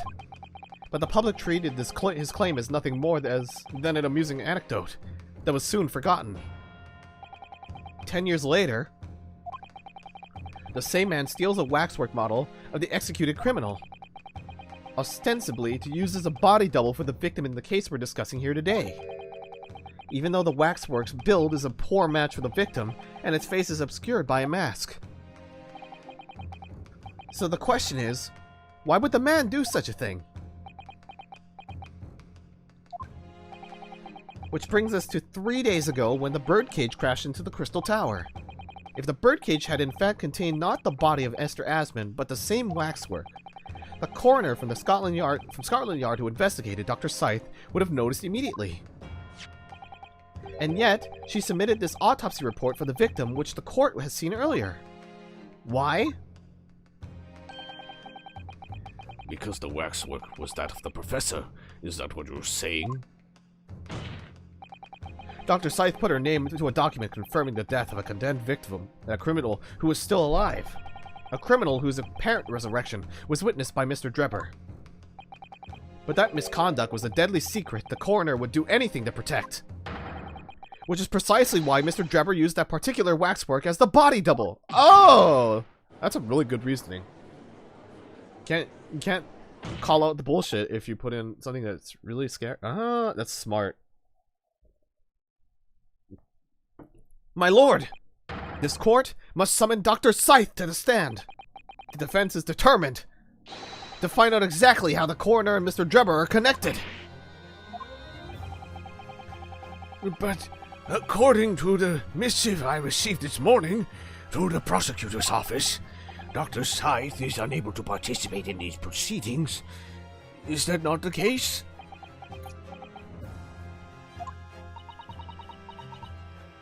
She told us so herself, didn't she? Lord Van Seeks won't be summoning me as a witness. Lord Strongheart has forbidden it. Lord Strongheart? The Pandora's box you were warned about is the professor's case.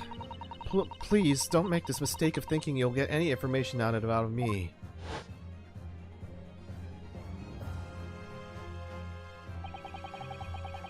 Something happened on the night of that killer's execution 10 years ago. And surely nobody would want to get to the bottom of that more than Lord Van Seeks.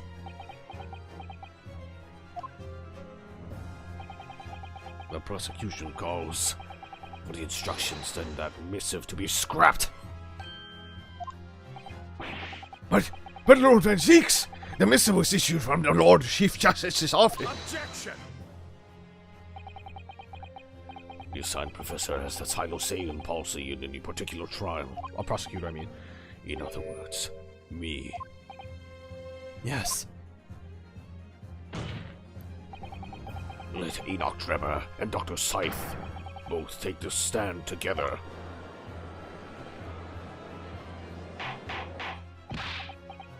Order! Order! Order! Very well. I will uphold your request. Bailiff, send a subpoena with immediate effect addressed to Dr. Scythe of the Forensic Investigation Team. The woman is compelled to attend Her Majesty's orders. On Her Majesty's orders. Alright then. Enoch Drebber and Dr. Scythe. If they weren't colluding with one another, this crime could never have been committed. I'm just a stone's throw away. I can feel it. The truth behind all of this is about to come out.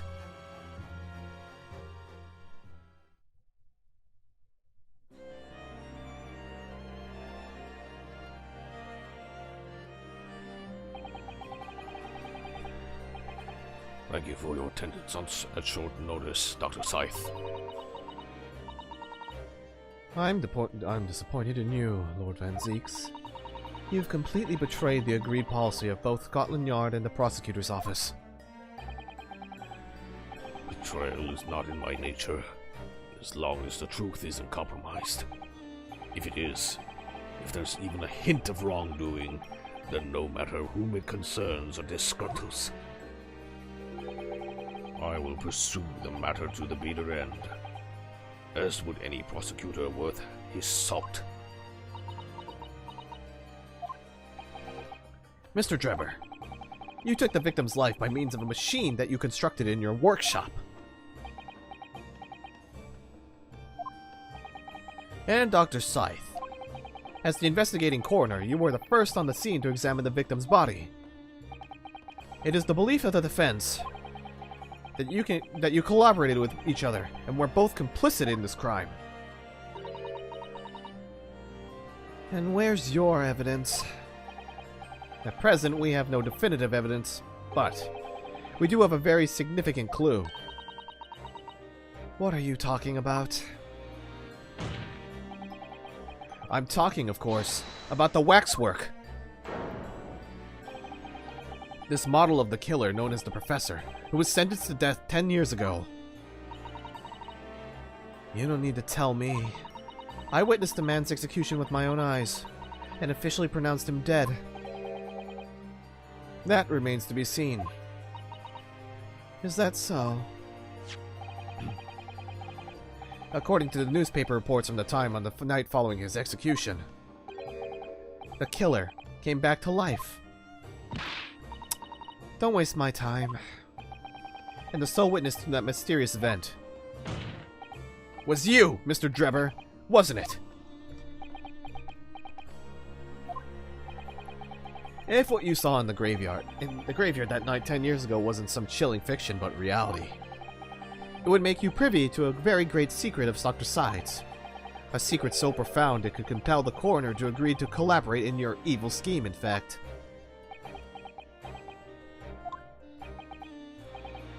Mr. Drebber, tell the court! Tell everyone the truth of what you saw that night in Lowgate Cemetery!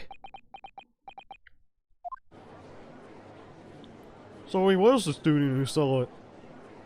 You see there are resemblance, actually, can't you? With the man in the damned spells, I mean.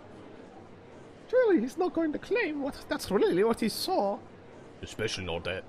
He was a research student at the University of London, was he? And a bit too clever for his own good, if you ask me.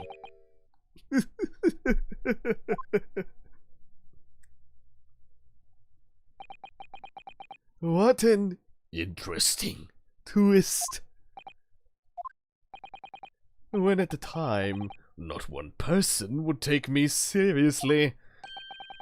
yet now here we are, 10 years later, and suddenly my story matters, and in a court of law, too.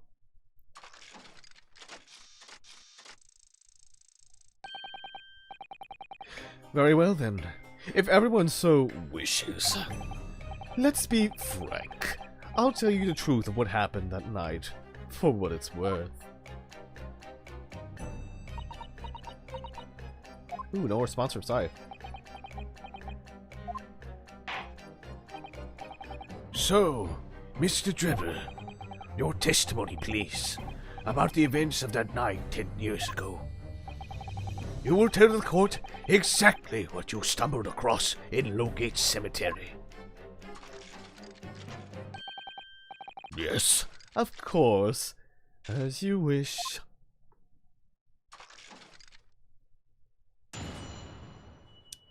His animations are so fun. And the music. His theme is so fun. The reason I was in Lowgate Cemetery all 10 years ago was for a spot of moonlighting, shall we say? Yes, the illustration in that newspaper article was based on what I witnessed that night. But thinking back now, I realized that I never actually saw the professor. Soon afterwards, I was visited by a young woman who sculpted a model of me from wax. Then I gave up on my dream of becoming a scientist, and it was all because of that newspaper article.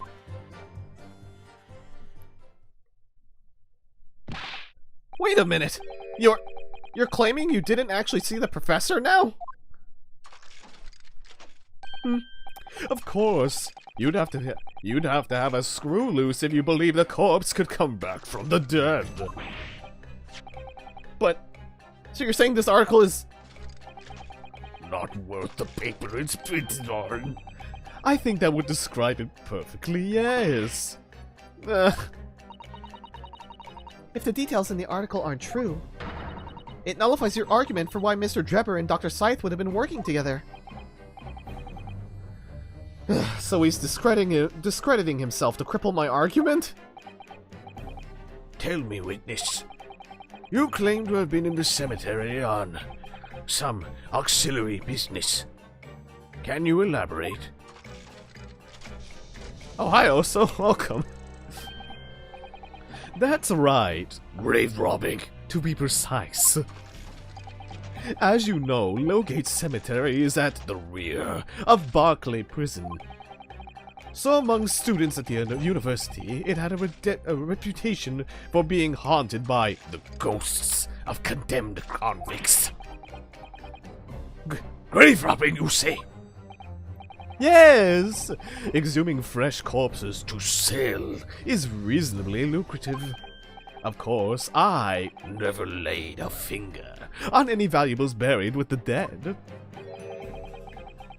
So, you are one of the so-called resurrectionists, a particularly unpleasant scourge on society. Actually, my fellows and I went by another name. The Repurposers. That is quite beyond the pale. You would invite divine retribution, sir. Hope you're lowering so hard. I am lowering so hard tonight. I'll tell you what, dang old man, I'll tell you what, I'll be lowering it so hard. Yes, well, I think I suffered retribution enough. The Daily Circus. Eventually unearthed my name and put it in print. It caused me a great many headaches. In the end, I had to leave the university. That was the only paper with the bad grace to identify me unambiguously, I might add. I see. Out of interest, who drew the illustration for this article? Ah, yes, that was the reporter who exposed me. He sketched that right in front of me as I described the scene. Obviously, as time ticked on, I bitterly regretted what I'd done, claiming to have seen something I never truly saw. Foolish, very foolish.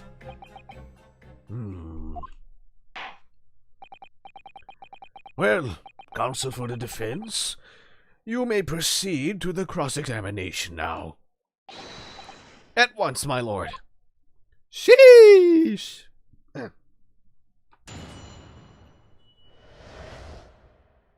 What a weird claim this guy has. So the reason I was in the Lowgate Cemetery all these years ago, moonlighting, so he's basically grave robbing. Yes, the illustration in the newspaper article is based on what I witnessed that night. Thinking back now, I realized that I never actually saw the professor at all, though.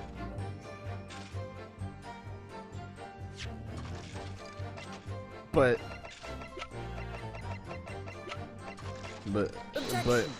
bruh, your article is literally just talked about what you taught.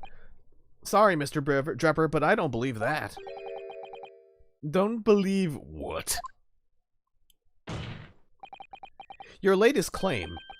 You did see the professor on that night 10 years ago. Oh dear, we seem to be at odds. But I was there, and you were not. I know what I didn't see.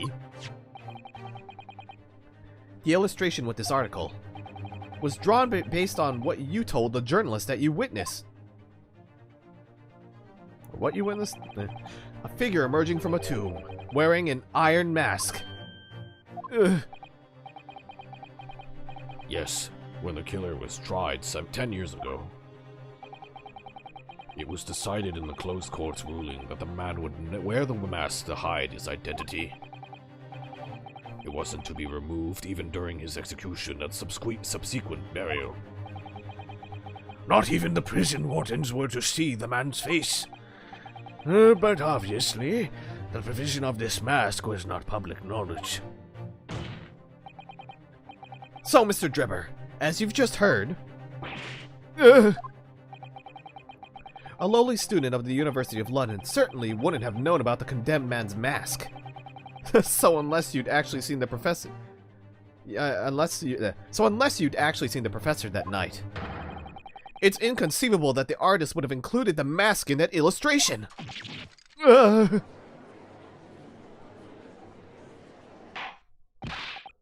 Order! Order! Well, Mr. Trevor.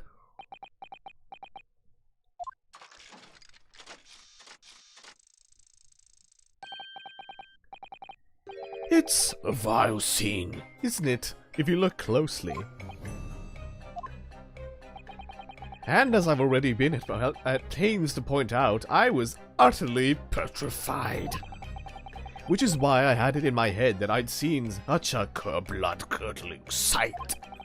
But afterwards, I came to my senses and realized that I'd been mistaken. You're still saying you didn't see it? If you're stubbornly sticking to that story, witness, then amend your testimony to explain exactly how you think your eyes deceived you. Of course, of course. Only too happy to oblige. I can't believe he's not going to concede the point.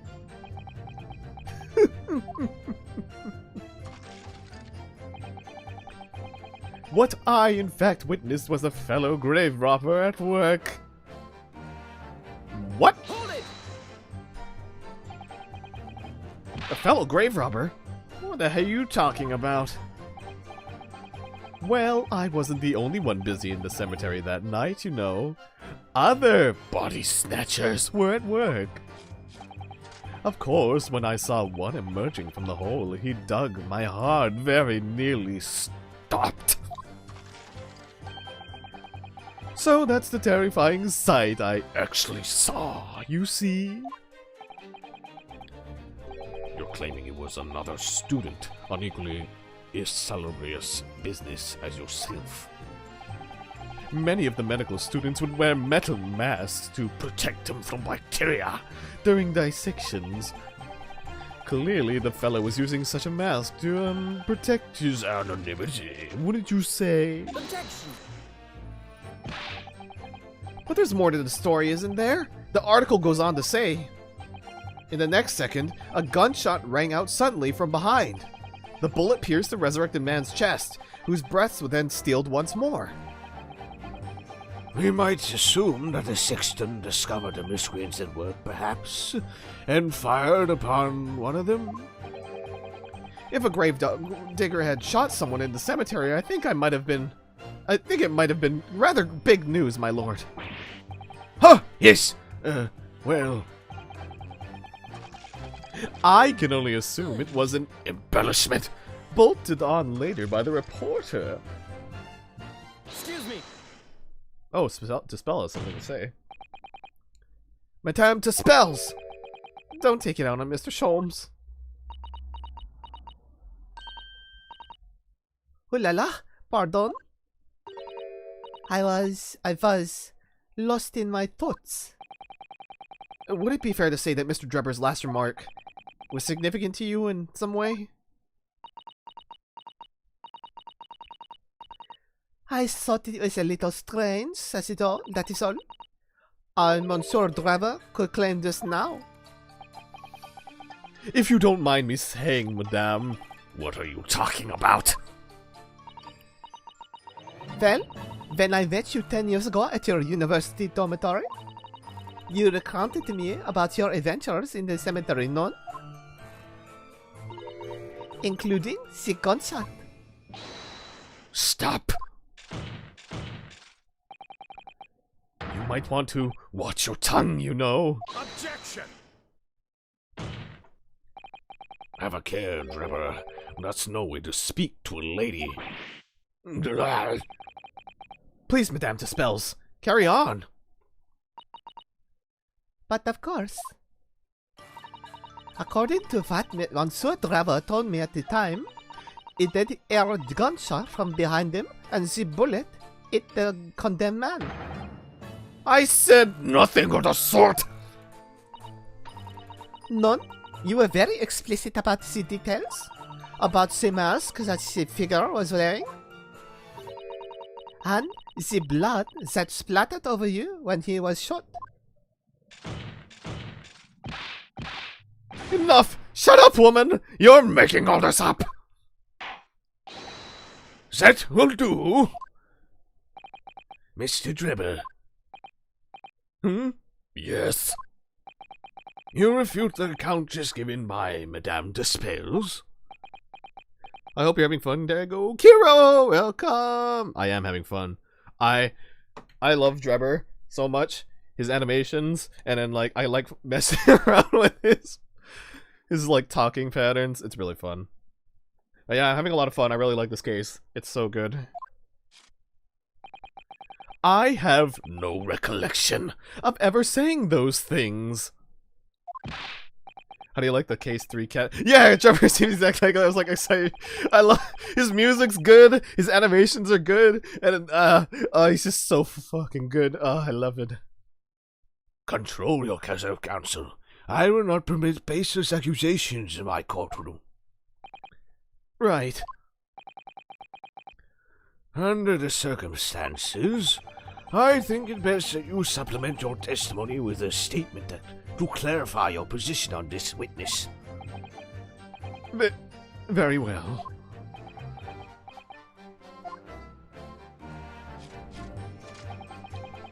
There was no gunshot from behind me at all, nor any splattering blood. I wonder that, sir, because I did find a blood stain on this camera that you donated to the museum. Objection! I don't think I did it right, though. I might have to re-examine it, though. I might have to. Yeah, I do. I do have to re-examine it, don't I? Nah! It's okay, it's fine. Everything's fine. Alright. Okay, let's look at the camera again. Because I definitely feel like this blood splatter thing is significant. Because we saw the blood on this earlier.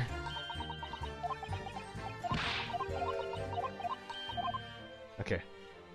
Can we re-examine the blood that it talks about blood now? Or did I miss something? Look, Mr. Naruhodo. What is it? On the bellows, just here, there seems to be some very dark red stains. Yes, you're right. It looks like blood, actually. Oh, well, okay, now we're actually talking... We're considering it blood now, apparently. Alright. Or no. Oh my. I'm sure it's not what you're thinking. Did it not update it? Did I press on the wrong statement?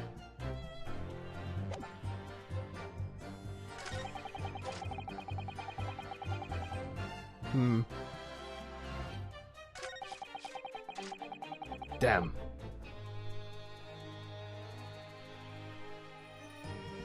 There was no gunshot behind... Okay, maybe I have to press it. Maybe that's better. Yet Madame Dispels has testified that you told her about both of those details. Not true. I said Nothing of the sort. 10 years have passed. Without material evidence of the contrary, you have no grounds on which to question the witness's word. Ugh. Tell me, Madame Dispels. Oui? What exactly did Mr. Drebber say about the blood that apparently splattered on him? Alos, that is what he told me. All of a sudden, he had a very loud gunshot from behind his back. The bullet hit the figure who is emerging from the tomb in the middle of the chest in his heart. One dreadful sight after another.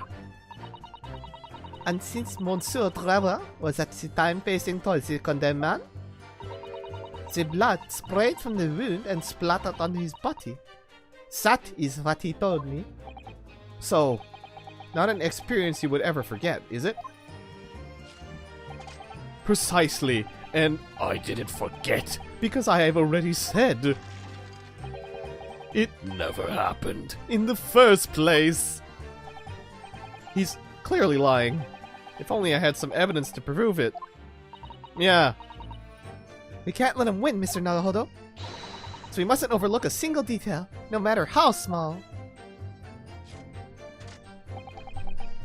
Oh, wait, right. Maybe I should pursue this one, because it talks about him meeting her. That makes more sense. The young woman being Madame Dispels, of course. Precisely. I must say, I didn't expect to run into her again, like this 10 years later. As I have explained, I went to the name published in the article, and I found the man. Yes, the article in the Daily Circus, I think you said. I was a poor student with barely a penny to my name at the time. And the young lady put £5 in front of me. I was a poor college student, you have to understand. So you readily consented to having a waxwork of yourself made, and gave permission for it to be put on display. I did. I should sell What little I had to sell. I concluded. Ah, oui, I remember now. I purchased something from you that day. N'est-ce pas?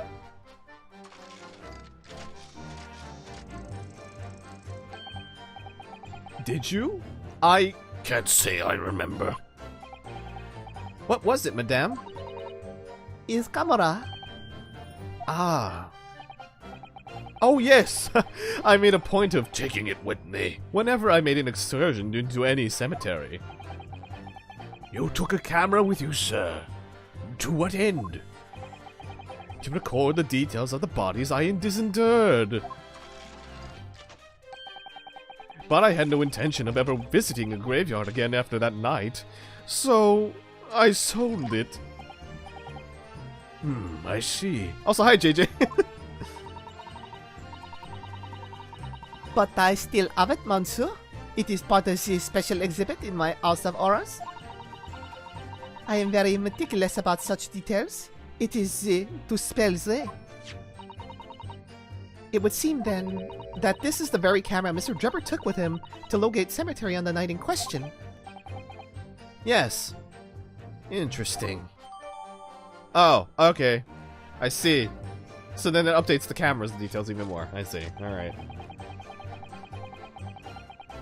Alright, so if we go to... Okay, so if we present the camera now to this statement, it probably should work now. I see. I see! I was missing a step. I see! Mr. Drebber, do you remember this camera? But that is the camera from the fateful night. Yes, we, borrowed it from the House of Horrors. It's the camera you took with you to the cemetery that night. It's took with you to the cemetery that night, Mr. Drebber. And is that supposed to be significant? This kind of camera is rarely seen in our homeland, so my colleague and I were keen to examine it closely. We noticed that the lens extends forward on the end of some bellows. Like this. Hold it! What's that? There, just on the bellows. It looks like a dark red stain. Ugh. That's right. It's a rather conspicuous mark. Conspicuous mark here on the bellows, in fact. Good lord! Are you suggesting? Yes, my lord. It would appear to be a splatter of blood. Something that could be confirmed with a simple chemical test. Isn't that right, Dr. Scythe? It would be difficult to determine if it was a human blood and not the blood of some animal. But yes, to test whether or not it's blood at all is simple enough. I propose that Madame Dispel's testimony was correct, and that on the night in question 10 years ago, you were splattered with blood from the gunshot wound. Well, and that furthermore, you really did witness the condemned professor emerging from his tomb.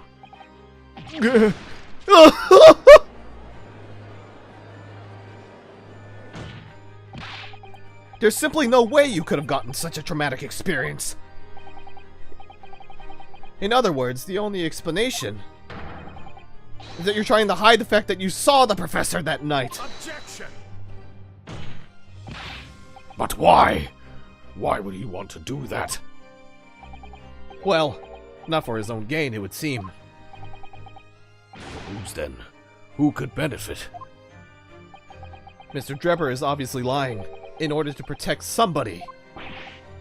My goodness! He's shielding someone? Yes, my lord, and clearly. It's someone who doesn't want the truth about the professor coming back to life to be exposed! Well, counsel, who is it then? Who is this witness trying to protect by lying about what he saw that night? Well, can only be one person. The person who lied about everything. Take that! The obvious answer is Dr. Scythe. Scythe? What? Whatever do you mean? Imagine if the convict who'd been sentenced to death was not in fact killed. Imagine if that was to come to light. What are you insinuating? And imagine if that convict in question was the country's most hated mass murderer. If it was the professor, That would be an unprecedented scandal! Objection! This is beyond a joke. Nor need I point out that the dead cannot come back to life. What you're suggesting would mean that the execution never actually happened. Yes, that's exactly what it would mean. Objection! Once a man is sent to the gallows, he hangs. No one could escape, not in Great Britain. Objection! But the fact is, there was a witness to the fact that the man did escape his hanging. If that were really true, Counsel, the implications of misconduct would not stop at the supervising coroner. It would taint the honor of the entire judiciary from the ground up.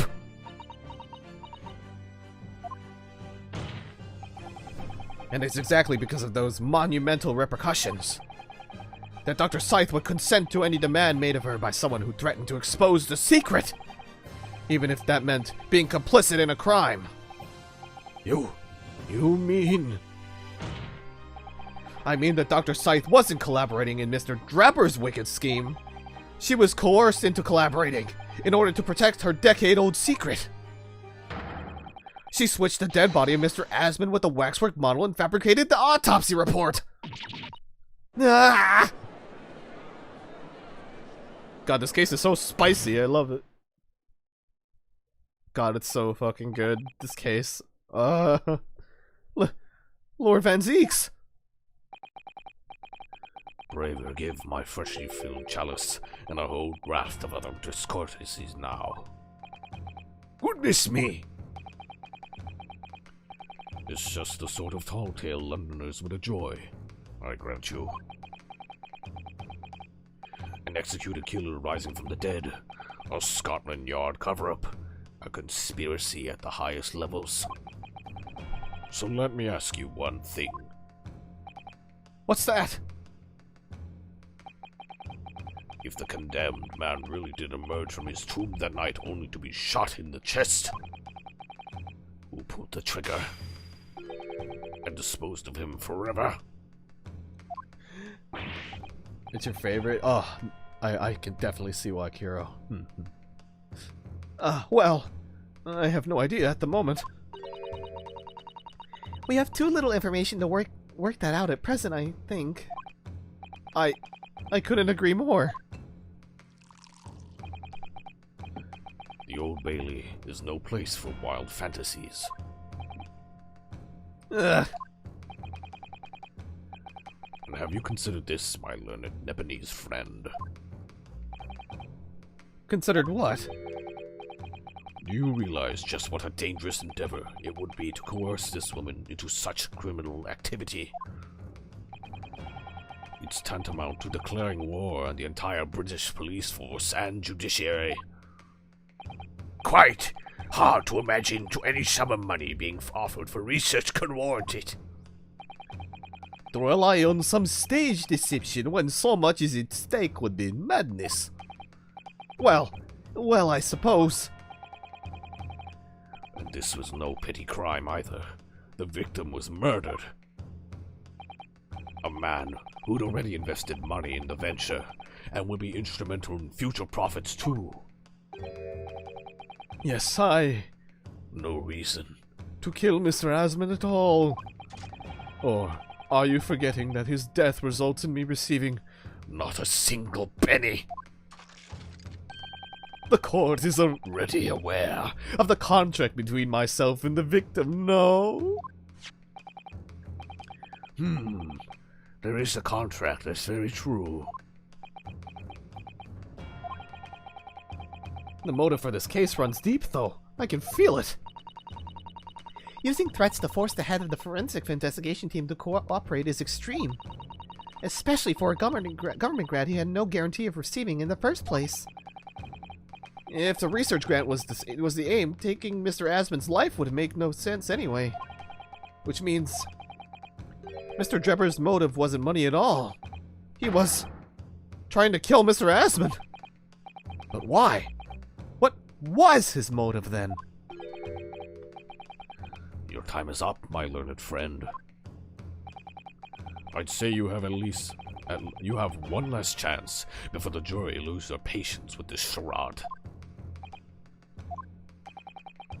Let's see if you can back up your heady proposal, shall we? Nice dodge.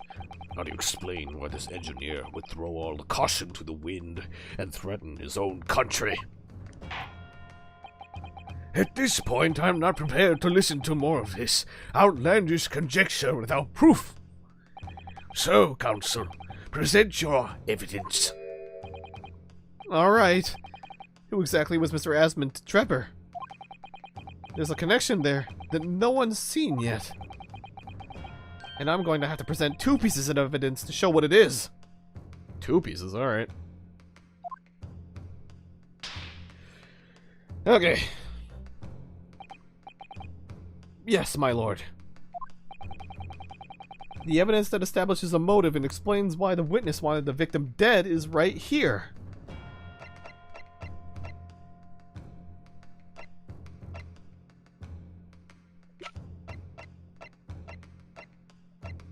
Oh boy. Establishes a motive.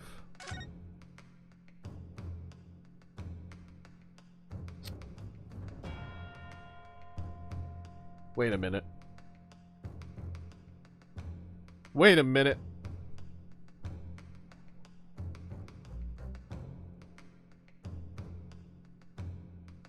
Someone had to render the picture. And it's signed by the person who had to render it and listen to the... Oh my god. It's Asmund. What the fuck? I never noticed that. What the fuck? Really? Holy shit. Take that! It's this newspaper article, my lord. That was written 10 years ago, and every detail has been examined already. What can it possibly tell us? That dribble should never have been written. It's typical gutter press nonsense that means nothing.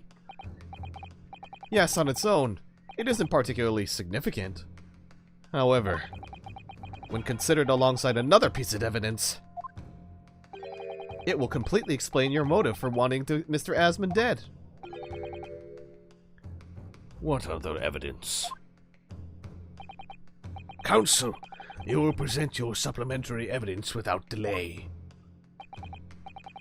The evidence which, when cross-referenced with the newspaper article, establishes a motive for the deed.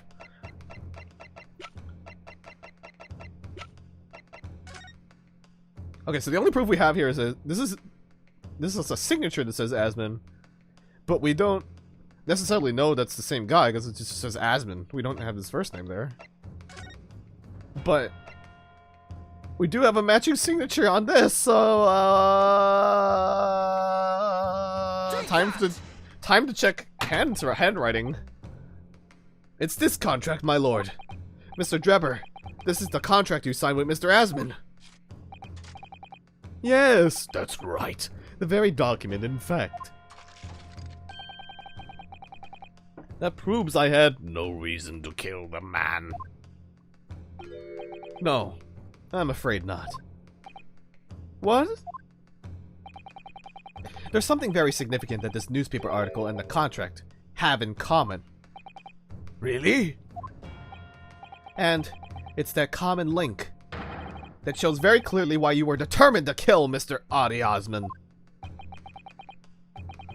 It seems the defense has uncovered something the rest of us have missed. So, my learned friend, point out what these 2 pieces of evidence have in common. Where exactly is the link between this newspaper article and the contract? Alright, there's one thing. Take that! Alright. Oh, I guess we just have to do it. Alright. What these 2 pieces of evidence have in common is a signature. Huh? A signature? The signature on the illustration that accompanies the 10-year-old article and the signature on the contract. Ooh. Belong to the same person! What?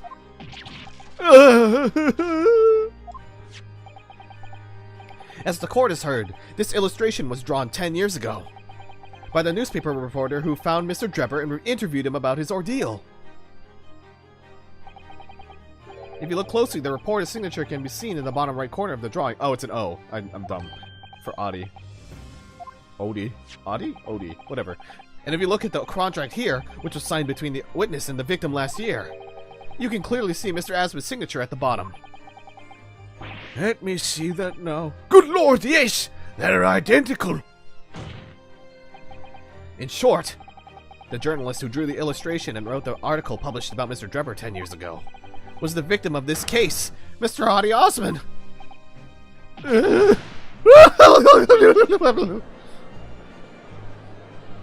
Objection!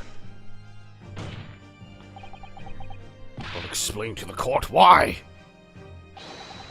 Why would that constitute a motive for the witness to murder Osman? Well, if you think back, you'll remember that Mr. Drebber talked about that article in his testimony.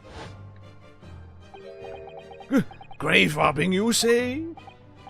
Yes, exhuming fresh bodies to sell is reasonably lucrative. That is quite beyond the pale. You would invite divine retribution, sir. Yes, well, I think I suffered retribution enough. The Daily Circus Eventually unearthed my name and put it in that print. It caused me a great many headaches. In the end, I had to leave the university.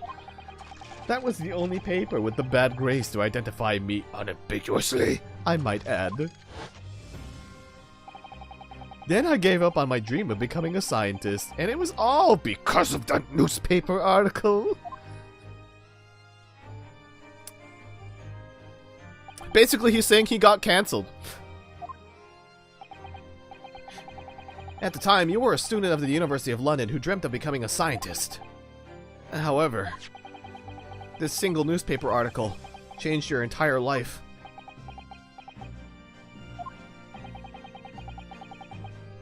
So, Mr. Asman used to be a newspaper journalist, did he?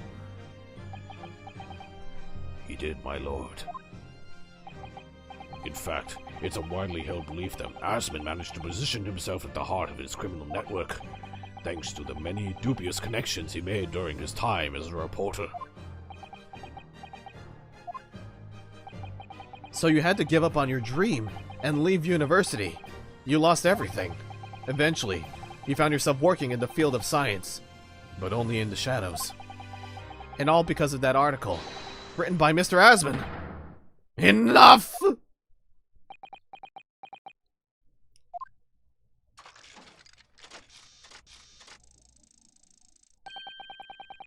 Stop this endless drivel about my life. What? Explain yourself, Mr. Drebber. Yes, it's true, I had to leave the university as a result of that article. But it was just the straw that broke the camel's back. What do you mean? Almost every student of science in the faculty was too poor to actually conduct any research, but they struggled on with their hypotheses anyway. We all did, only to have them taken by vultures. Sooner or later, you knew your ideas would be stolen and patented by some wretch or other after all. Good gracious. Making a name for yourself as a scientist in a climate like that was a miracle only a select few geniuses could ever hope to achieve. Personally, I wasn't one of those geniuses, so it was hardly a wrench. Being forced out of the university because of Lowgate was the best thing that could have happened to me. Mr. Drebber, do you genuinely believe that? Of course I do! Who's better placed to know whether or not I possess a talent for science than me? I'm sorry to say that your words don't ring true at all. How dare you! And I have evidence to prove it. How are you in a position to say anything about me? I don't know you from Adam. Fine. If you think you have evidence, go ahead. Show it. What could you possibly have to disprove the idea that I was happy to leave the university because I lacked talent? Sir, you got a trophy for it. Do you remember this, Mr. Drebber? We found it at your workshop. Is that a Royal Society trophy for excellence in science? What exactly is this trophy, Council? It's the greatest honor that can be bestowed on a young scientist, my lord. There is no higher accolade. It recognizes emerging talent and promises a bright future. Good gracious! Your prospects for the future were excellent, weren't they, Mr. Drebber? Because even then, you were a genius in your field. But you lost everything. You had no more future. Your talents would go to waste. All as a result of this one newspaper article.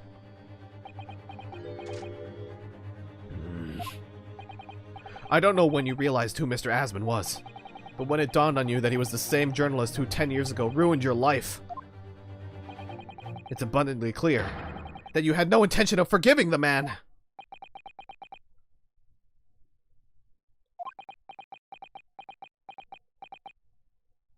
Let him cook.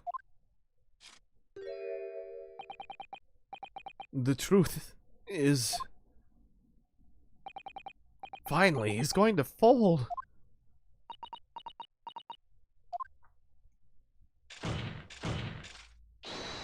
Oh!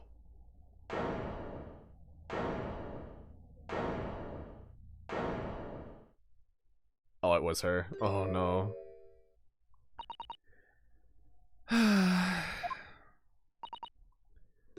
Fine. Clearly this has run its course now. What? I admit it. All of it. What? What are you doing?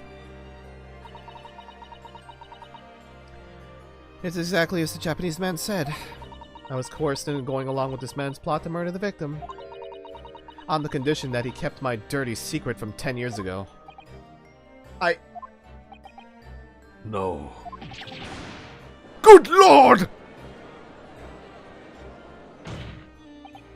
Dr. Scythe, do you realize what you're saying, woman? It's all true. That day,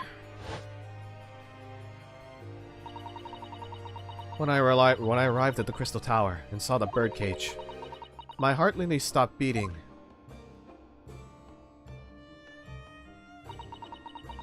That memory from a decade ago that I'd done my best to bury deep inside myself. It was the professor again, staring me in the face. And then, before I had a chance to react, I noticed something else.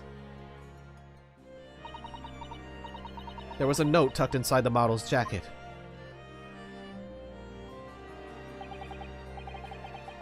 Dr. Scythe, you will go along with my plan.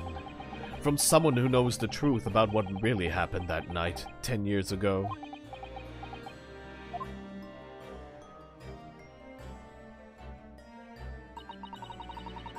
All the instructions were there in the note. Every detail was meticulously written out. I had no choice but to do what it said. I made the necessary alterations to the scene and fabricated the autopsy report as instructed.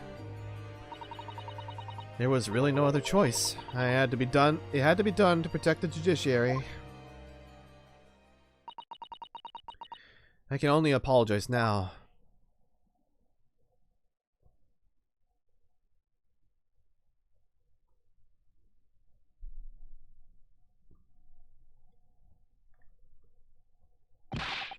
Why on earth would you buckle now? Well, there's no point trying to hide it anymore, is there? I would have done anything to stop it coming out, even collaborate in a murder. But the great lie about that execution 10 years ago has been exposed. Whatever happens, I'm finished. So then, Mr. Drebber, what do you say to that? Your accomplice has admitted everything.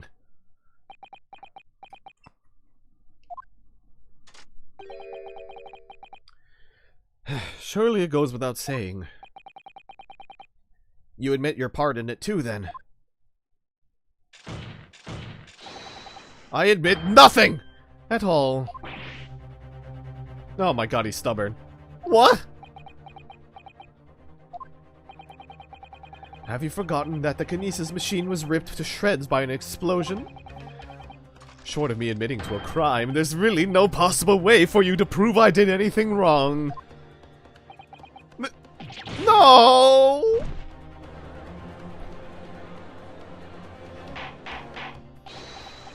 Order! Order! Order! Whatever this man says, I admit anything, everything. He threatened to expose my secrets, so I went along with his plan. And Lord Van Zieks, Yes? I hope you'll accept my apologies. What happens next is in your hands, of course. What does that mean? I have heard more than enough now. I hereby present the final findings of this court. This trial is not the proper forum in which to pursue the alleged wrongdoings of Mr. Trevor. The defendant is Professor Albert Hairbrain. Very true. It had slipped my mind. Isn't he one of your closest friends? As the court has heard, Dr. Scythe has admitted to the allegations brought by the defense, thereby absolving the defendant of any possible guilt. You mean? At the present time, it is the conclusion of this court that the defendant was not involved in any wrongdoing. Does the prosecution have any objection?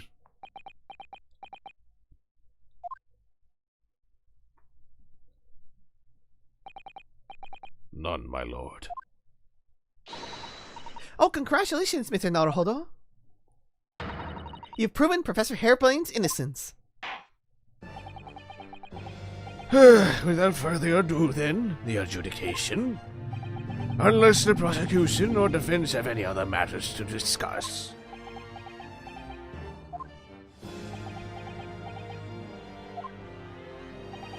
I don't know.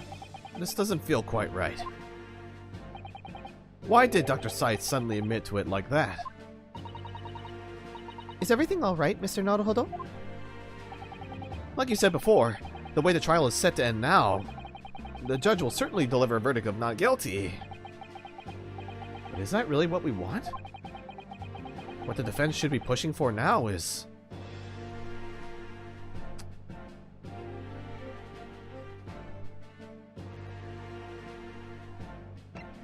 I think further testimony, there's something missing. Objection! To this whole thing.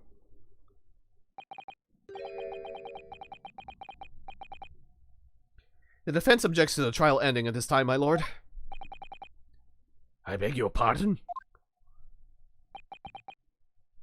We demand one final testimony. What? You do realize I'm about to adjudicate in favor of your client, I presume? What are you playing at now, my Nibonese friend? Why would you want to obstruct the conclusion of the trial at this point? Dun dun dun, indeed. No defense lawyer in his right mind would do that. Mr. Naruhodo, what exactly are you thinking? The truth. The whole truth. And a way to bring it all out into the open. Right. Yes, in hindsight. Ah, yes. One word of warning before I go. If in the course of the trial this afternoon you perceive even a shadow of doubt about the truth, don't let it out of your sight. Pursue it like a dog with a bone. To the bitter end, you understand. Do not falter, whatever may come to pass. Okay, Sholmes is really pushing for that end game of the overarching story. And I'm all for it. I'm sure Mr. Sholmes knew. He must have deduced that this would happen. Yes, I'm here in court to advocate for my client. And to secure an acquittal. Obviously. But that's not all. I believe that I have a duty to the court. To pursue the whole truth of the case. Until every last detail is laid bare. And that is why the defense calls for further testimony from Dr. Scythe. Testimony from me? About what? About the nature of your collaboration with Mr. Enoch Dribber. Ha! In case it's escaped your attention, I've already admitted to everything I did. The whole truth has already been revealed. So stop wasting everyone's time. Ah! As his lordship made very plain, your client will get the acquittal you wanted for him. There's simply no point protracting this business further with another tedious cross-examination. Objection! My leg! Pray forgive my careless handling of that hollow bottle. I slipped. That's what you call it? What is your objection, Lord Van Zieks? The prosecution also calls for supplementary testimony from the witness. Don't be stupid. If there is more to this case than there has yet come to light, then I will join my learned friend in pursuing the facts until the bitter end. You'll what? Lord Van Zieks. This is most irregular, to say the least. However, as the prosecution also calls for it, I will uphold the request. Dr. Scythe, you will testify for the court, explaining the full extent of your involvement in the murder apparently committed by Mr. Dribber. Very well. Ooh, shit.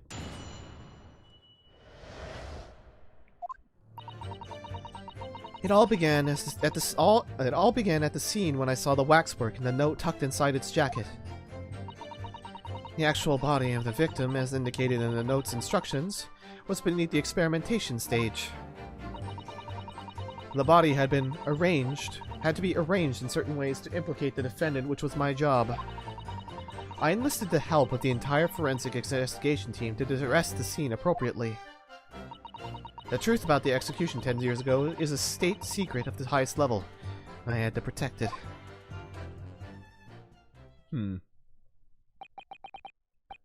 So I was right. The stage and the machine were all specially designed for the deception.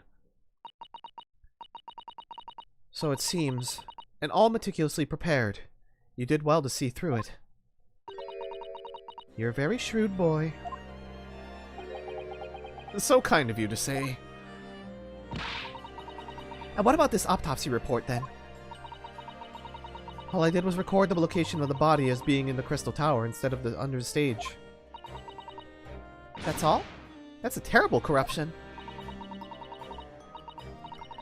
Only my team were aware of the deceit, and then only under my explicit instructions. Nobody else at Scotland Yard knew anything about it, I assure you. You must be thankful for small mercies, I suppose. Well, I believe that testimony has clarified everything.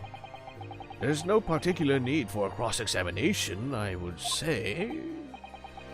No, I disagree. I can't shake the feeling that something's wrong. Just look at that expression on Dr. Scythe's face. She's hiding something. It's the defense's right to cross-examine any witness following testimony. What is it about you Japanese that makes you all so doggedly persistent? Very well.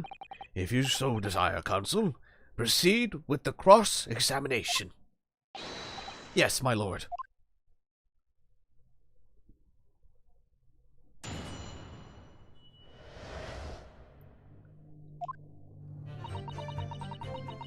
Alright, so it all began at the scene when I saw the waxwork and the note tucked inside the jacket. The actual body of the victim, as indicated in the note's instructions, was beneath the experimentation stage. I don't think we really need more information on that. The body had to be arranged in certain ways to implicate the defendant, which was my job. Okay, she's saying arranged and she's saying certain ways, so we don't really have too much specifics on this, so. When you say arranged, I presume you mean with this? Yes. The instructions on the engineer's notes said something along the lines of fabricate some evidence to make it clear that Hairbrain alone could have killed Asmund. So, you mean that was your doing? I fetched Hairbrain's ridiculous screwdriver from the stage and took it with me alone to the abyss under the stage where the birdcage had fallen. Alone, Doctor?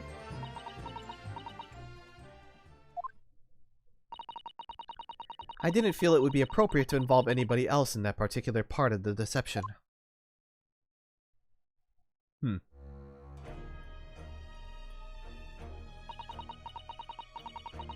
There was a void under the stage where I found the birdcage lying in the dirt.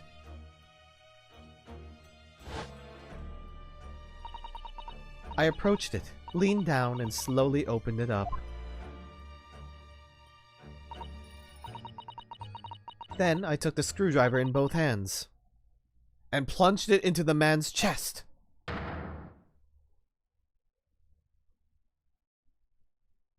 Huh. And then you noted that in your fake autopsy report. As a fictitious cause of death, I mean. Exactly. So. Oh, wait. So, the actual cause of death was? The trauma resulting from the 30-foot drop. My word. What is it, Mr. Sato? Something about Dr. Scythe's last statement is playing on my mind, that's all. Yes, mine too. Dr. Scythe! There's really no need to shout. I can hear you perfectly well. The defense calls for you to add what you just said to your formal testimony. Oh? Which part? What I wanted to supplement her testimony with is what she did to the victim, specifically. How you stabbed Mr. Asmund in the chest, that part. Fine, if that's what you want, but there's really no need to point. The prosecution concurs. She's just like, come on, dude. Very well. You will supplement your testimony now, witness. Alright. I stuck it over the victim's corpse where it lay in the topple cage and plunged screwdriver. Okay, let's press this now. So it was you who stabbed Mr. Asmund with this. Yes, far easier than dissection, I assure you. No precision required. What a welcome change. The victim died instantly from a snapped neck. All I did was carry out the instructions I'd been given. As unflinchingly as ever, no doubt. It's just like, leave me alone. Yeah. I imagine you didn't bat an eyelid when you drove the weapon into his body. There was no need to bat my eyelids. And what else did you do to twist the facts? Remind the court, why don't you? If you wish.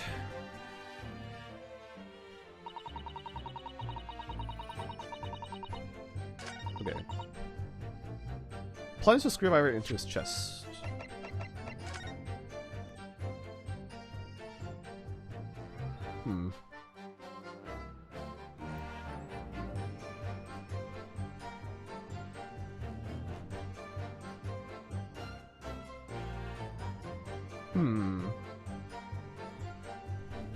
This bloodstain's a bit suspicious.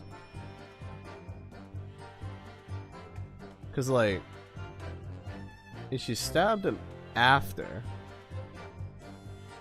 like when he's on the ground, why is the bloodstain so long?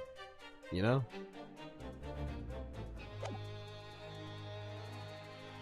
Like, because then it would be like dripping or something, right? Objection! Oh.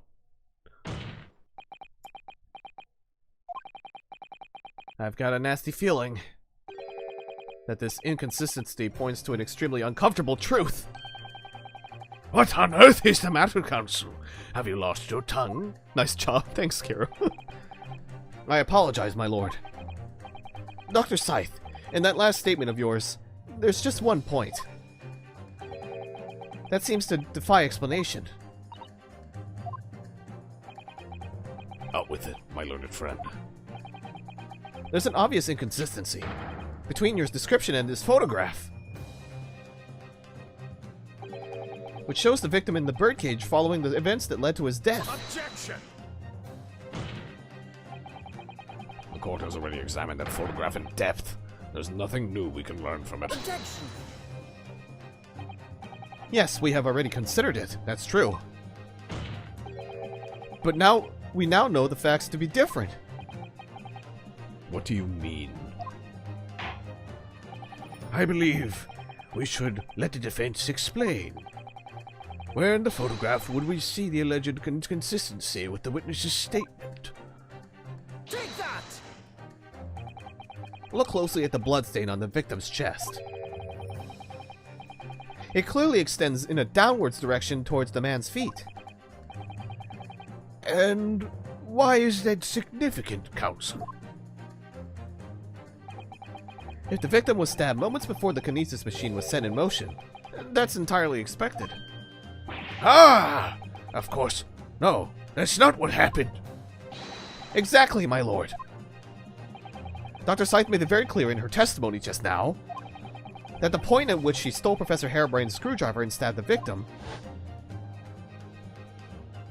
beep, beep, beep, was after the grand deception was set in motion, when the birdcage had fallen below the stage out of sight.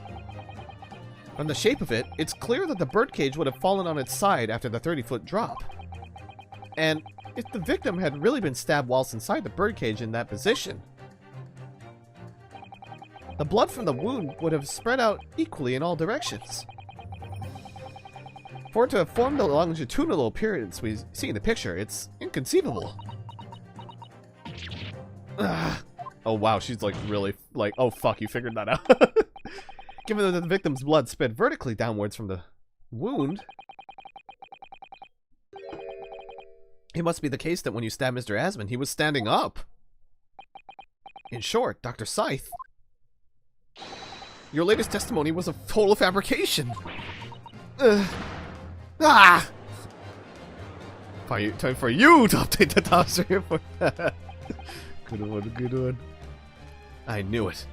I was right. Now I've identified that contradiction. There's only one way to explain the facts. We've all been under a great misapprehension here. What? What sort of misapprehension? Dr. Scythe,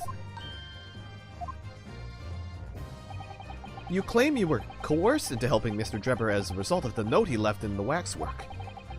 You claim that you made changes to the scene of the crime to implicate the defendant. And you claim that you had authored a fake autopsy report to cover your tracks. But one of those claims is an out and out lie. Because the question of what the bloodstain really tells us has only one plausible answer. If that is the case, what is it, man? Counsel, you've clearly struck upon a revelation. Now tell the court what it is. Which part of Dr. Scythe's story is shown to be a lie by the contradiction in her testimony? Well, it was the stabbing of the victim, Your Honor. He couldn't have been sideways, horizontal, vertical. The answer is very simple if you consider the sequence of events. If when the victim was stabbed, the blood from the wound seeped downwards as it did, we can be sure that the victim must have been either sitting or standing upright at the time. But as you rightly pointed out, the birdcage would have fallen on its side when it fell beneath the stage. Yes, it would, which tells us that the victim must have been in that position of his own accord. Objection! That's impossible. The man was dead, remember? No. That is the apprehension.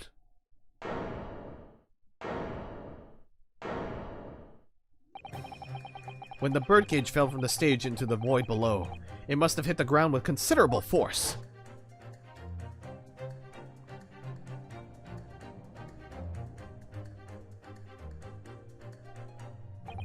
But Mr. Asman didn't die in the fall.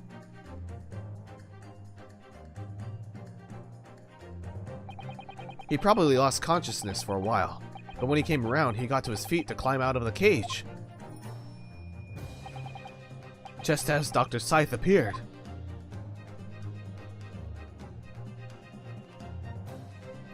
Oh, she's alone on the stand now. Oh boy. If the victim was in fact alive at that point in time, it changes everything.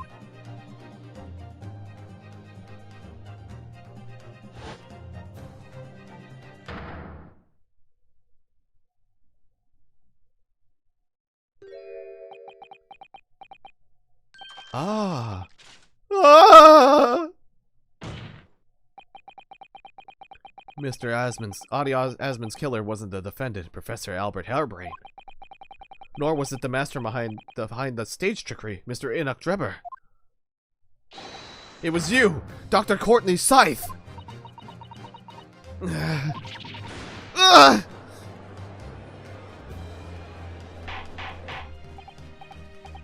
Order! Order! Order! Can this possibly be true? Have you been taking me for a fool? It was you, was it? You killed him.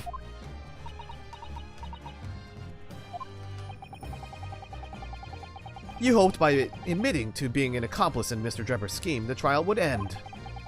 Before you were accused of a far worse crime. Cold-blooded murder. Oh, do shut up. You're so desperate now, you're making all this up. As if I would do something like that. Objection! I assure you, the defense is not desperate, Doctor. Mr. Naruhodo has established the facts using evidence and logic alone. Ha! Logic! Don't make me laugh. Sadly, your logic has a gaping hole in it. What? What do you mean? I'd have thought it was obvious. A motive, boy. You're lacking a motive. What possible reason would I have to kill Mr. Asman? Asman was involved in a number of criminal activities from coercion to theft to murder. But there is no known connection to Dr. Scythe there.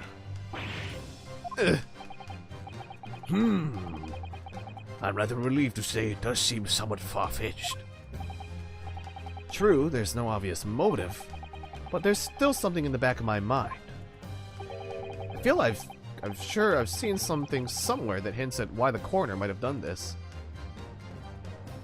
Like the book in her room? Do we have?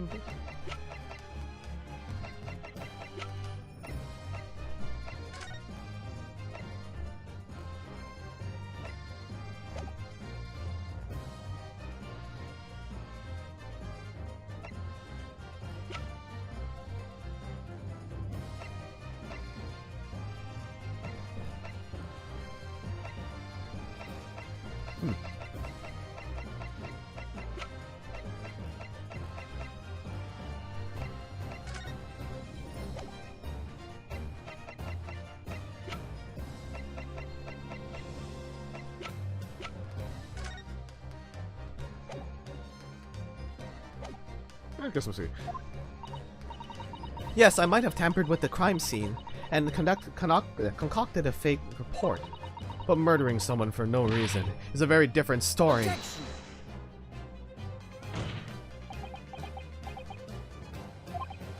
No. When you question what possible reason you could have for wanting to kill Mr. Asman, something did come to mind. What? What was it, Counsel? Enlighten the court at once. Yes, we saw it yesterday, didn't we? Something that seemed strange, but we had no reason to suspect it at the time. Oh, the 200 scalpels thing? In the book? I just remember it was like a lot of scalpels or something. This particular thing, it's a scalpel. Or rather, scalpels! Okay, we're sorry, let me go back to the history. I didn't read that. There's a particular object that explains why Dr. Scythe would have wanted to kill Mr. Asmund. It's a scalpel. Or rather, scalpels. Did you say scalpels? It would appear that word has struck a chord, Doctor. You... Come on, out with it. It was yesterday when we visited your laboratory. Laboratory? Laboratory, titi. You know? Yeah. Anyways. Look at this big, thick book here. Ah, it appears to be a accounting ledger. It's a record of the forensic investigation team's spending, I think. Yeah, that part. The ledger with the scalpels. Oh. What is it? It's clear that the team purchased various equipment and supplies on a monthly basis, but... Well, one entry seems rather strange. Really? In what way? They're buying 500 scalpels every month? Yeah, 500, that's what it was. It was something really... It was that ridiculous. Okay, how does this tie her in, though? I'm really curious. Because what happened? Oh, does she make a really weird deal with the guy? That'd be really funny. 500 scalpels? A month? At first, I wondered what on earth you could be using that many scalpels for. But actually, I realize now that it's not the scalpels themselves that are significant. It's the money for them. Disappearing every month from the department's accounts. Asmund's criminal organization relied heavily on extortion for its funding. Tracing the money from the forensic investigation team's account to find out where it's going will be extremely straightforward.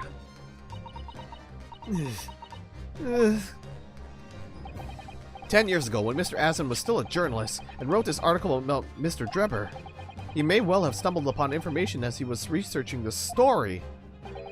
Information relating to the Dr. Scythe's darkest secret that he would use to rack money from her. And oh, that makes so much more sense. Oh, he was blackmailing her. Duh. Oh my god, because he got a name from like the dude, and he was like, "Why is there an iron mask on this dude?" In the guy's description. That sounds like juicy dirt. Oh my god, that makes so much sense. Her darkest secret? Good lord, you mean... I don't know what happened on the night of that execution 10 years ago, but clearly the opportunity to rid yourself of that menace was too tempting. To pass up. Oh. Dun dun dun. So in the end, you weren't coerced at all, were you? You did it entirely on your own free will. You stabbed Mr. Asmund in the heart with all your might. To silence the blackmailer who knew your dark secret forever.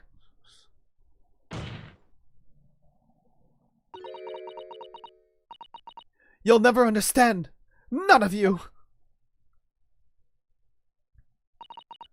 But we've had to keep covered up all these long years.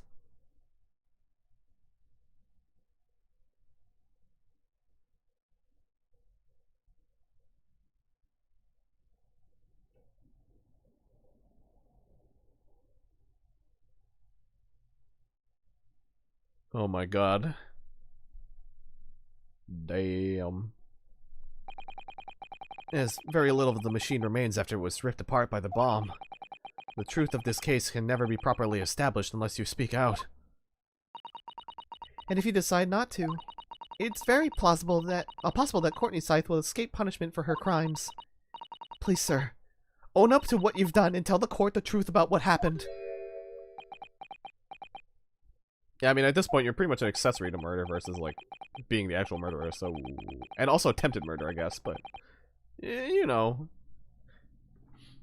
10 years ago, you told the truth, and you were robbed of a bright and successful future as a result. I can certainly understand your bitterness and your consternation now. However, this is surely the chance you've been waiting for, to sever the hold that fate's had over you all these years.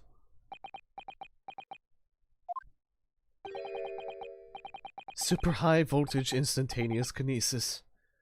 I mean, really.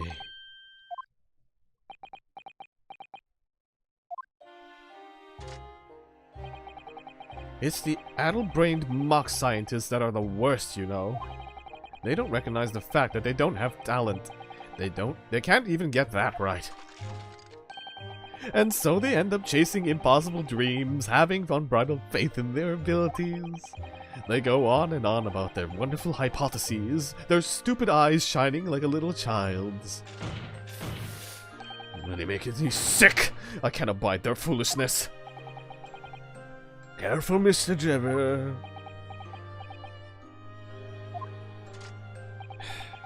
I was particularly pleased with the kinesis machine. It made for quite a show, didn't it? So you admit it. You admit that it was nothing more than a sham made for the purpose of killing the victim. Yes, I admit it. I did it all in the name of revenge. Revenge for the future that Mr. Asmon's article had deprived you of 10 years earlier. But the revenge you sought didn't stop at Asmon, did it? Which is where that very particular waxwork comes in. Yes, I see.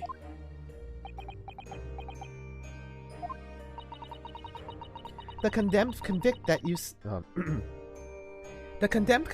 saw rising from the grave in Lowgate Cemetery 10 years ago.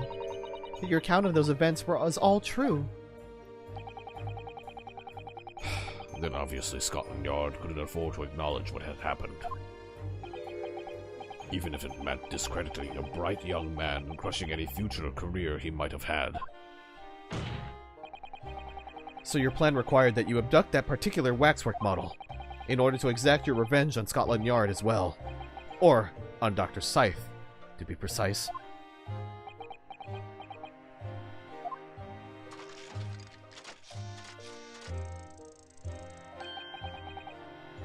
It was a year ago. By some extraordinary twist of fate, Asmon turned up at my workshop.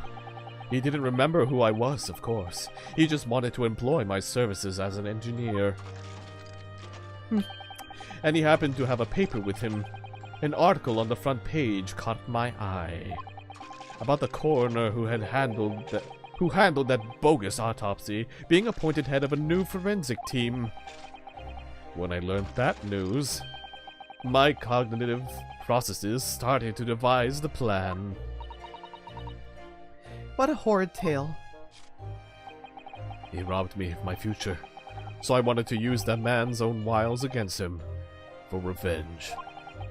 And have that rotten Scotland Yard eating out of my hand at the same time. I wanted them all to suffer the same humiliation I'd had to suffer!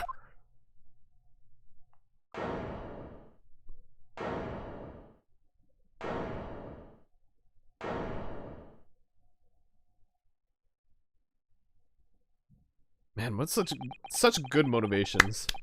Ugh. Your actions against those who ruined your future were justified as revenge. At least to yourself. Certainly. No one has the right to destroy another's prospects, especially for purely selfish gain. Oh my god. And yet, in carrying out your plan, you did exactly that to someone else, didn't you? Did I? Professor Harebrain's only crime was passion for his hypothesis. But you had no compunction about sacrificing his future to effect your revenge. You knew that he would be forever branded a failure and a fraud.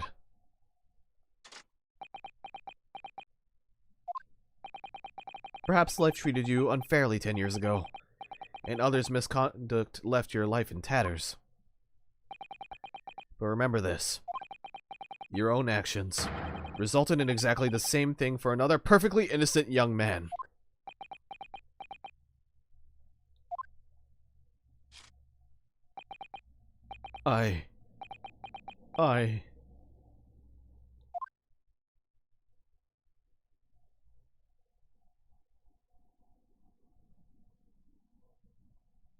Ooh, ending on the silence. Ooh, that's good. Lord Van Zeeks, what of Dr. Scythe? An immediate warrant for her arrest has been granted, and she's been remanded into custody, my lord. I presume she will face trial in the coming days, along with Mr. Drebber. A most regrettable situation indeed. She's made great contributions to her profession over the years. It really is a hard truth to swallow. However, that is a topic for some future occasion. For now, Professor Hairbrain. Oh, yes? It seems there was a great deal more to your experiment than you realized. However, I think we can assume now that all the sordid details have been brought to light. This has been a very long and profound trial, but I'm pleased to say you are absolved of all guilt. This whole experience has taught me a very great but painful lesson. I've been, me, this dedicated scientist, this devotee of natural philosophy. I've been selfish and self-centered, and above all, a fool. Professor. I've spent my life thinking of nothing but my research. Misguidedly believing that I could do whatever I set my mind to, despite my lack of talent. And the worst of it is, in the process I've caused others pain and misery. Others who are far, far greater people than I. No, Professor, that's not true. Huh? Don't tar yourself with the same brush as Drebber. What happened was his doing, and his alone. This outcome is his fate, not yours. You're not to blame in any way. Lord Van Zeeks. And the derision with which he referred to you earlier, calling you a fool, talentless even. The man has no idea.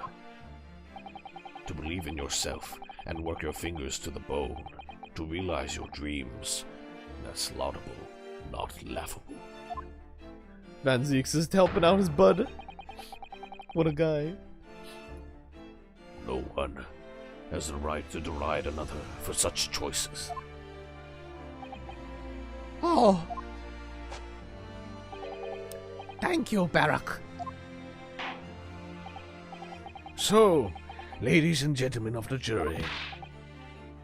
Yes, my lord. It is this court's expectation that you find the defendant not guilty of the charge of which he stands accused. I presume there are no objections. None for me, my lord. Certainly not. This trial has really made me think, but it is the right decision. It's all been proven methodically and rigorously. I have no misgivings whatsoever.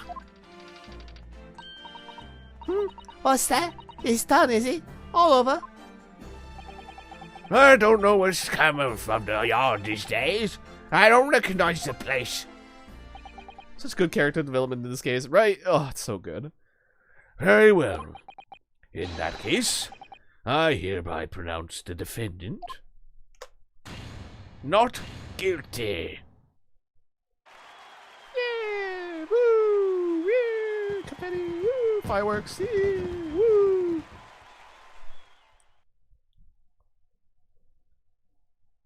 Alright. Court is adjourned. Alright, it's time for probably a very long post section of this trial. Oh, I'm so excited. It's gonna reveal so much overarching stuff, probably. Oh, I'm so excited. It's over. That was some trial.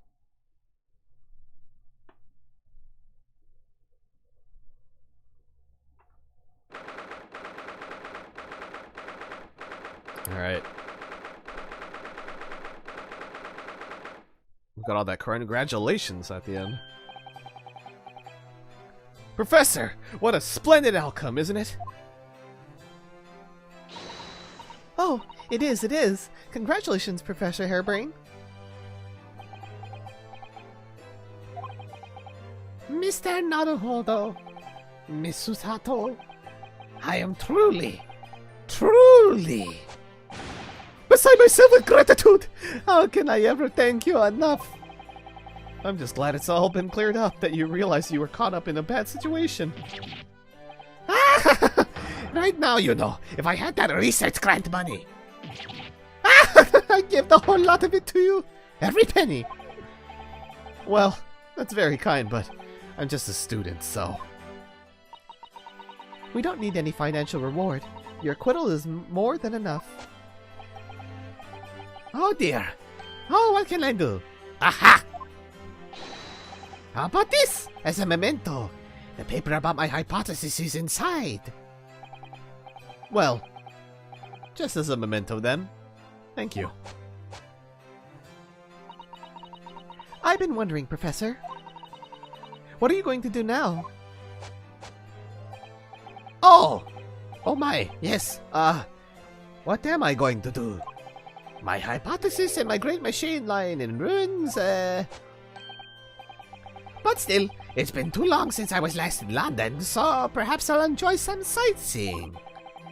I must explore the great exhibition whilst I'm here too, and see if new inspiration hits me. Oh yes, that's a wonderful idea. I can't allow that. Oh, it is him. Cool. I did pick the right person. Lord Van Zeeks! What are you doing in here? Barak! I'm sorry you had to go through that, Albert.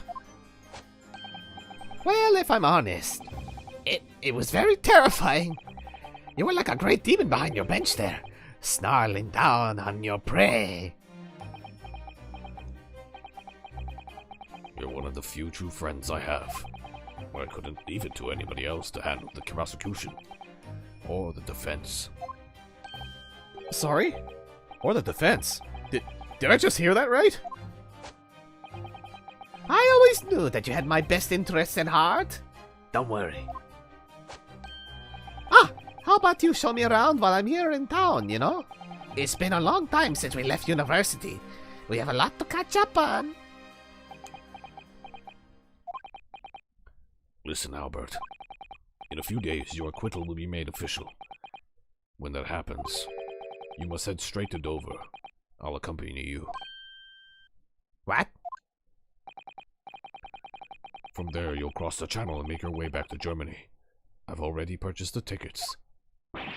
But no! Hold on a minute, Barak. Barak? What about the great exhibition? This is the chance of a lifetime for me. No sightseeing, Albert. Give up on the idea. Sometimes it's hard to see any warmth in those eyes, Barak. Lord Van Zeeks... What's all this about? Unnecessary precaution. Yes, I think I understand. You do? Well, Iris told me that when you met Lord Van Zeeks at his office met Lord Van Zeeks at his office some days ago, he asked how Mr. Natsume was doing. Yes, that's right. I remember being surprised at the time and thinking it was nice of him to ask. Naruhodo, you realize he's saying this because he's called the Reaper of the Bailey, right? The point is, Mr. Natsume is still alive and well. Even though it's been more than 6 months now since he stood trial with the Reaper as the prosecutor. You mean the Reaper's influence doesn't stretch overseas? Those in the Reaper's sights meet their ends days or sometimes months after their acquittal. That's been the pattern up to now. But of course, we know that both Mr. Natsume and Gina were completely innocent. True. And perhaps that governs the Reaper's actions. The truly innocent are spared. But I don't want to take any chances with a close personal friend. He does care. Beric!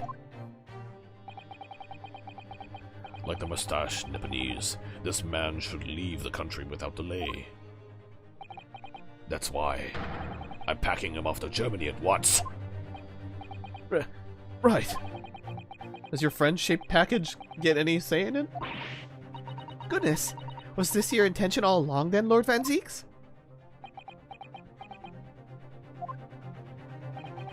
In court, where people think of him as the Reaper. This man seems absolutely merciless. And yet, sometimes I feel as though I don't understand him at all. Friend-shaped package. Yeah, that line killed me, actually. That's pretty good. It's time to go, Albert. Back to the prison for the time being. I bet Runosuke could recommend a good luggage container for storing away. Oh yes, I think he would definitely find a good way. A good one to recommend. Ah, yes. All right. Well then, Mr. Naruhodo. Thank you so much for everything. Not at all, Professor. It was a pleasure getting to know you. Best wishes, Professor Harebrain. Well, wasn't that so settled? You must come and visit me in Germany. Anyway, goodbye for now.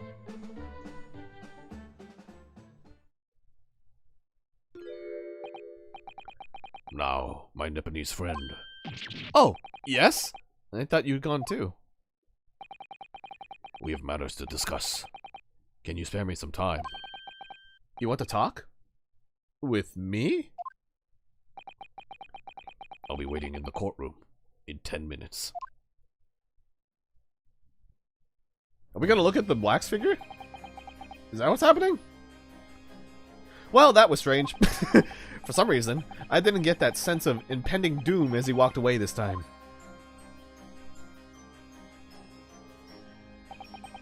The Enigma. Beric von Zieks. What does he want to discuss, I wonder? The answer awaits in the courtroom, I suppose. Here goes, then. It's most definitely gotta be the wax figure, right? With the iron mask. Dispel said she has the actual face underneath it, so...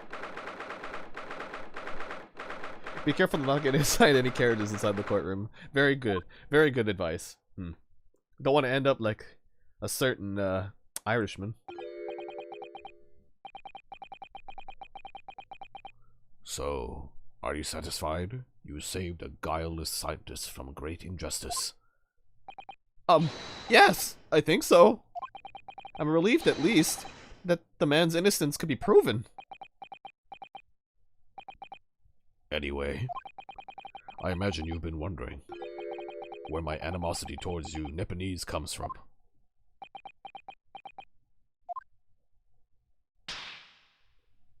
Wait. We're gonna find out why? Ooh. Well, at first I thought you just didn't like me. I imagine you saw me as a pretentious child from an unimportant land who had no business being here. But now, I think differently. You clearly know our ways. So I would guess that some specific incident led to your thorough dislike of my race. Will you tell me what happened? Please? The professor. I thought I'd never hear that name in this courtroom again, to be honest. He took your brother's life. Well, he's... Clint. My brother was Clint Van Zieks. Wait, the professor was Japanese? Is that what he's trying to tell us? 16 years ago, when I was still just in my teens, he was already the director of prosecutions and a key member of the judiciary. I looked up to him. He was everything I aspired to be. He was involved in the establishment of justice systems in foreign countries as well. There were exchange programs between Britain and other nations then too, to share knowledge and ideas. As part of one of those programs, 3 judicial students came to Britain from your homeland, the Empire of Japan. Oh. If it was 16 years ago, then one of them could have been my father. Of course. I remember Dr. Mikotoba well. I had no idea. I was a minor at the time, training at the prosecutor's office. One day, Clint introduced me to the 3 visiting Nepalese. So, you've actually met my father? He and his colleagues were polite and amicable. They were adept at their work and exacting in their standards. It was my first encounter with the Nepalese spirit, and it made a very great impression upon me. But 6 years later, that's when it happened. The investigation was going nowhere. There were no suspects even, just an ever-growing list of victims. And in the end, my brother became one of them. The last, in fact, before the case was finally solved. I'm so sorry, Lord Van Zieks. Truly. Clint was always ready to put his life on the line for justice anyway. So he wouldn't have wanted it any other way. He lost his life to the killer, but it was his victory in the end. For me, personally though, it was a great loss. I found myself in a very dark place indeed. When I finally found out the killer's identity, the reason why no one had been able to catch the man sooner ceased to be such a mystery. He'd been hiding in plain sight all the time. In plain sight? Are you aware of the political events 10 years ago? It was a period of extremely sensitive diplomacy between the British and Japanese empires. A new treaty was being forged, I think. Correct. The Anglo-Japanese Treaty of Friendship and Navigation was being concluded. The leaders of both countries were deep in extensive political discussions.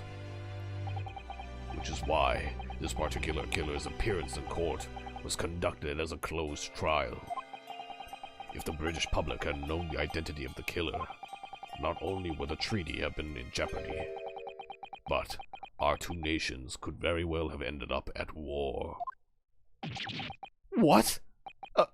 A war? Between Britain and Japan? But that would mean... Oh my! You mean to say the professor was...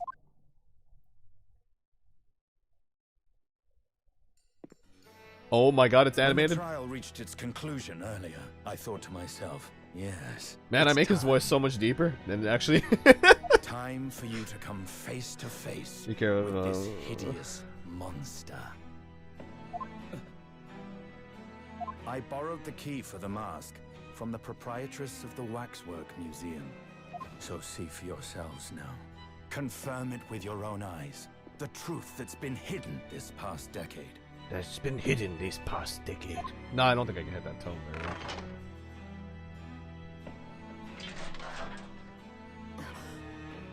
Whoa. That's the professor? Wait. White ribbon. Yes, that's him. Is he related to Cosmo? Until now, the thought never even crossed my mind. That the mass murderer, whose crimes shook Britain as never before, was Japanese. Huh? Wait a minute. That face. I feel as though I've seen it somewhere. It's strangely familiar.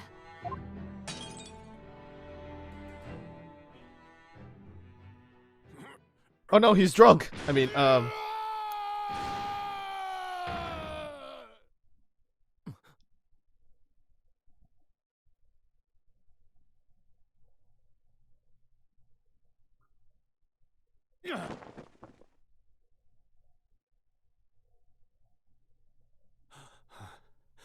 Father. What? Father?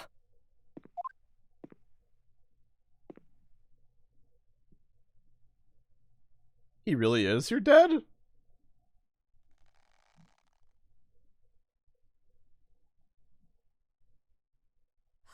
Also, where can I get a mask that makes my skull or look white? I mean, look black instead of white. My best friend, Kazuma Asogi. After a whole year, finally his memories returned.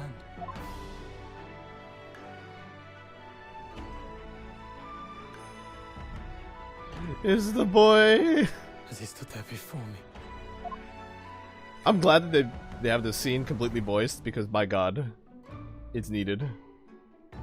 The theme's back, baby. The theme's back. Hello again. My friend. Kazuma-sama! Judicial Assistant Mikotaba.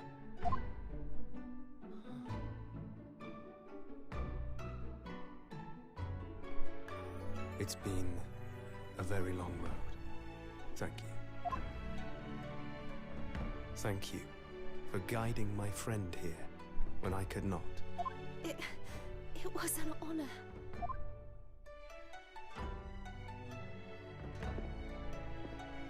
I knew you wouldn't die that easily. Kazuma. I owe you thanks, too, for taking good care of that in my absence. Oh,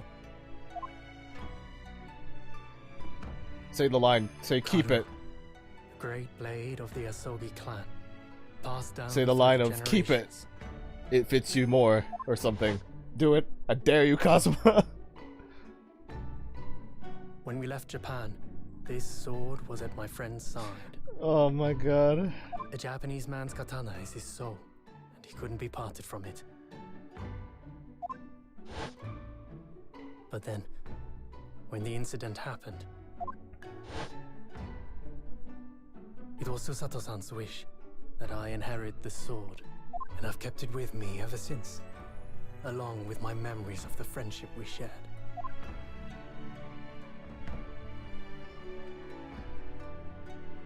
With this by my side, I always felt that you were watching over me somehow.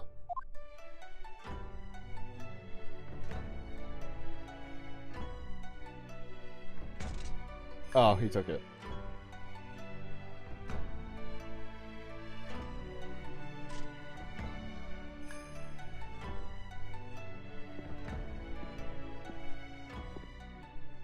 I've made it. At last. Father. Are you saying... Surely not. You mean, you knew all this time? I'm looking at it. But I still can't believe it. This mass murderer is Kazuma's father. Are you gonna behead him now, Kazuma?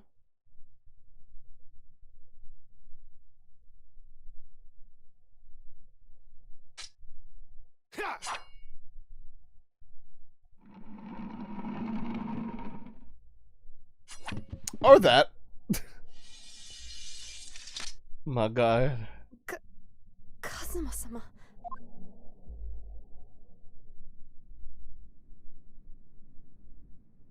Ryunosuke, we have much to talk about. But now is not the time. Yeah, I can imagine. I'll be seeing you.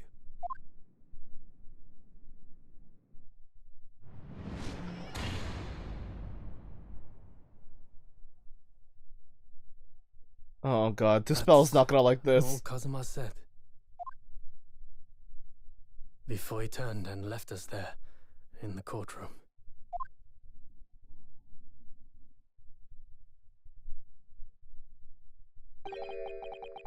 Oh, it's back to the top. Okay. So he's living the living after image of the man who took my brother's life, is he? Yes, Kazuma Asogi, my best friend. 3 months ago, when Lord Strongheart introduced us, I had an inkling there was something there, some connection. I like how Barak just disappeared from the cutscene and was just standing in the background. Yeah, he gave us our space, you know. But why did Lord Strongheart do that? Why did he make Cosmo Lord Van Zeek's apprentice? And when he was suffering amnesia, too.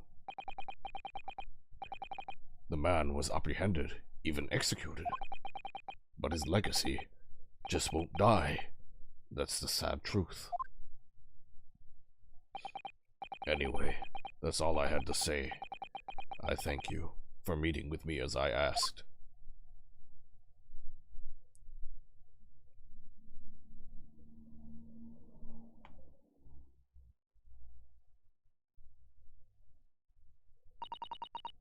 "10 years ago, my grandmother took me to the railway station. We were there to meet my father from the train. For me, it was the first time I'd ever seen him. Poor Susato-san. All this is tied up with painful memories for her too. She's never talked about this with me before, though. It took time to adjust to having father around, but just when I was starting to get used to it, he called me into his study one day. He told me that a great friend of his had passed away in London, and that the friend had left behind a son, a boy 7 years my senior. Father told me the boy had made a promise to his late father, so he was studying to become a defense lawyer. I wanted to help, so I studied to become a qualified judicial assistant. As I'm sure you've worked out, that young man's name was Kazuma Asogi. So you see, that's how he and I met. For a brief moment, my great friend had returned, only to disappear again all too soon. But in that fleeting encounter, something stirred. Something that had been dormant for a long time, as if great wheels had been set in motion. I could almost hear them creaking into life. In some ways, it was the end of a chapter, but in many, it was the start of a new one.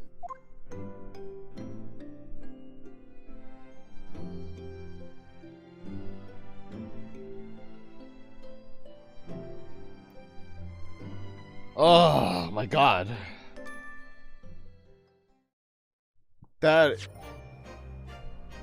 was good shit. Holy fuck. That was a really good... Oh my... That was a really good... This is only the 3rd episode of this. Like, how does it get better, you know? Oh my god. Buckle up. Oh boy. Yup, 2 more cases and I am already frightened of what the heck is coming, because especially it's titled Twisted Karma in his last blow. That's a very name for a chapter. Thanks for the stream. I was like, thank you for coming, Kiro. I'm glad you had a good time. As always, there are VODs if you missed any parts and you wanna catch up on what my reactions are or anything. Always can rewatch. I'm actually thinking about I actually download all my not all of my all my VODs. I download a majority of them that like makes sense. If it's farming, then I don't download those ones usually. But like, I have them all downloaded, and I'm just kind of looking at them like, do I just make a channel where I just upload all of the full streams and it'll just be like, here you go, here it is, right, for whoever wants to get, in case I don't really feel like editing it. But I have that in mind in case, but we'll see. Yeah, the hidden Drago Ball. I have some VODs from like way in the past too, so like, yeah, I don't know, maybe I'll dump it all one day, who knows. It'll take a long time because it's like several videos. But yeah, we'll see. Maybe. But yeah, this game's great. There's only 2 more basically sections of this game left, and wow. This overarching plot is so good. It's so good. I really can't wait to cap it off and see how where it goes, you know? Alright, let me go look for anyone who is remotely alive. You know? Let's see. Who is alive today?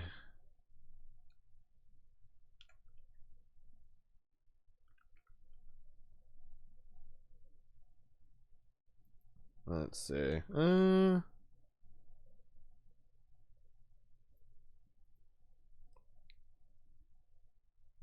Giru's doing art. We can invade Giru. Doing art. No, that sounds like a chill time after all this. But yeah. Alright. I hope you all have a good rest of your nights, and I hope you enjoyed your time here. And yeah, I'll be back next week. I think I don't have anything next week that would cause me to not be able to do the weekly Ace Attorney stuff. So yeah, next week I'll be trying to start off episode 4. And as of course, if you pay attention to Twitter, I might be doing intermittent streams in between this week and next week. Sometimes it's just farming, sometimes it's me playing other games, you know? Something might happen. Who knows? But yeah, I will send you all off to Giru, and I hope you all have a good time. Alright. And in 4, 3, 2, 1, goodbye!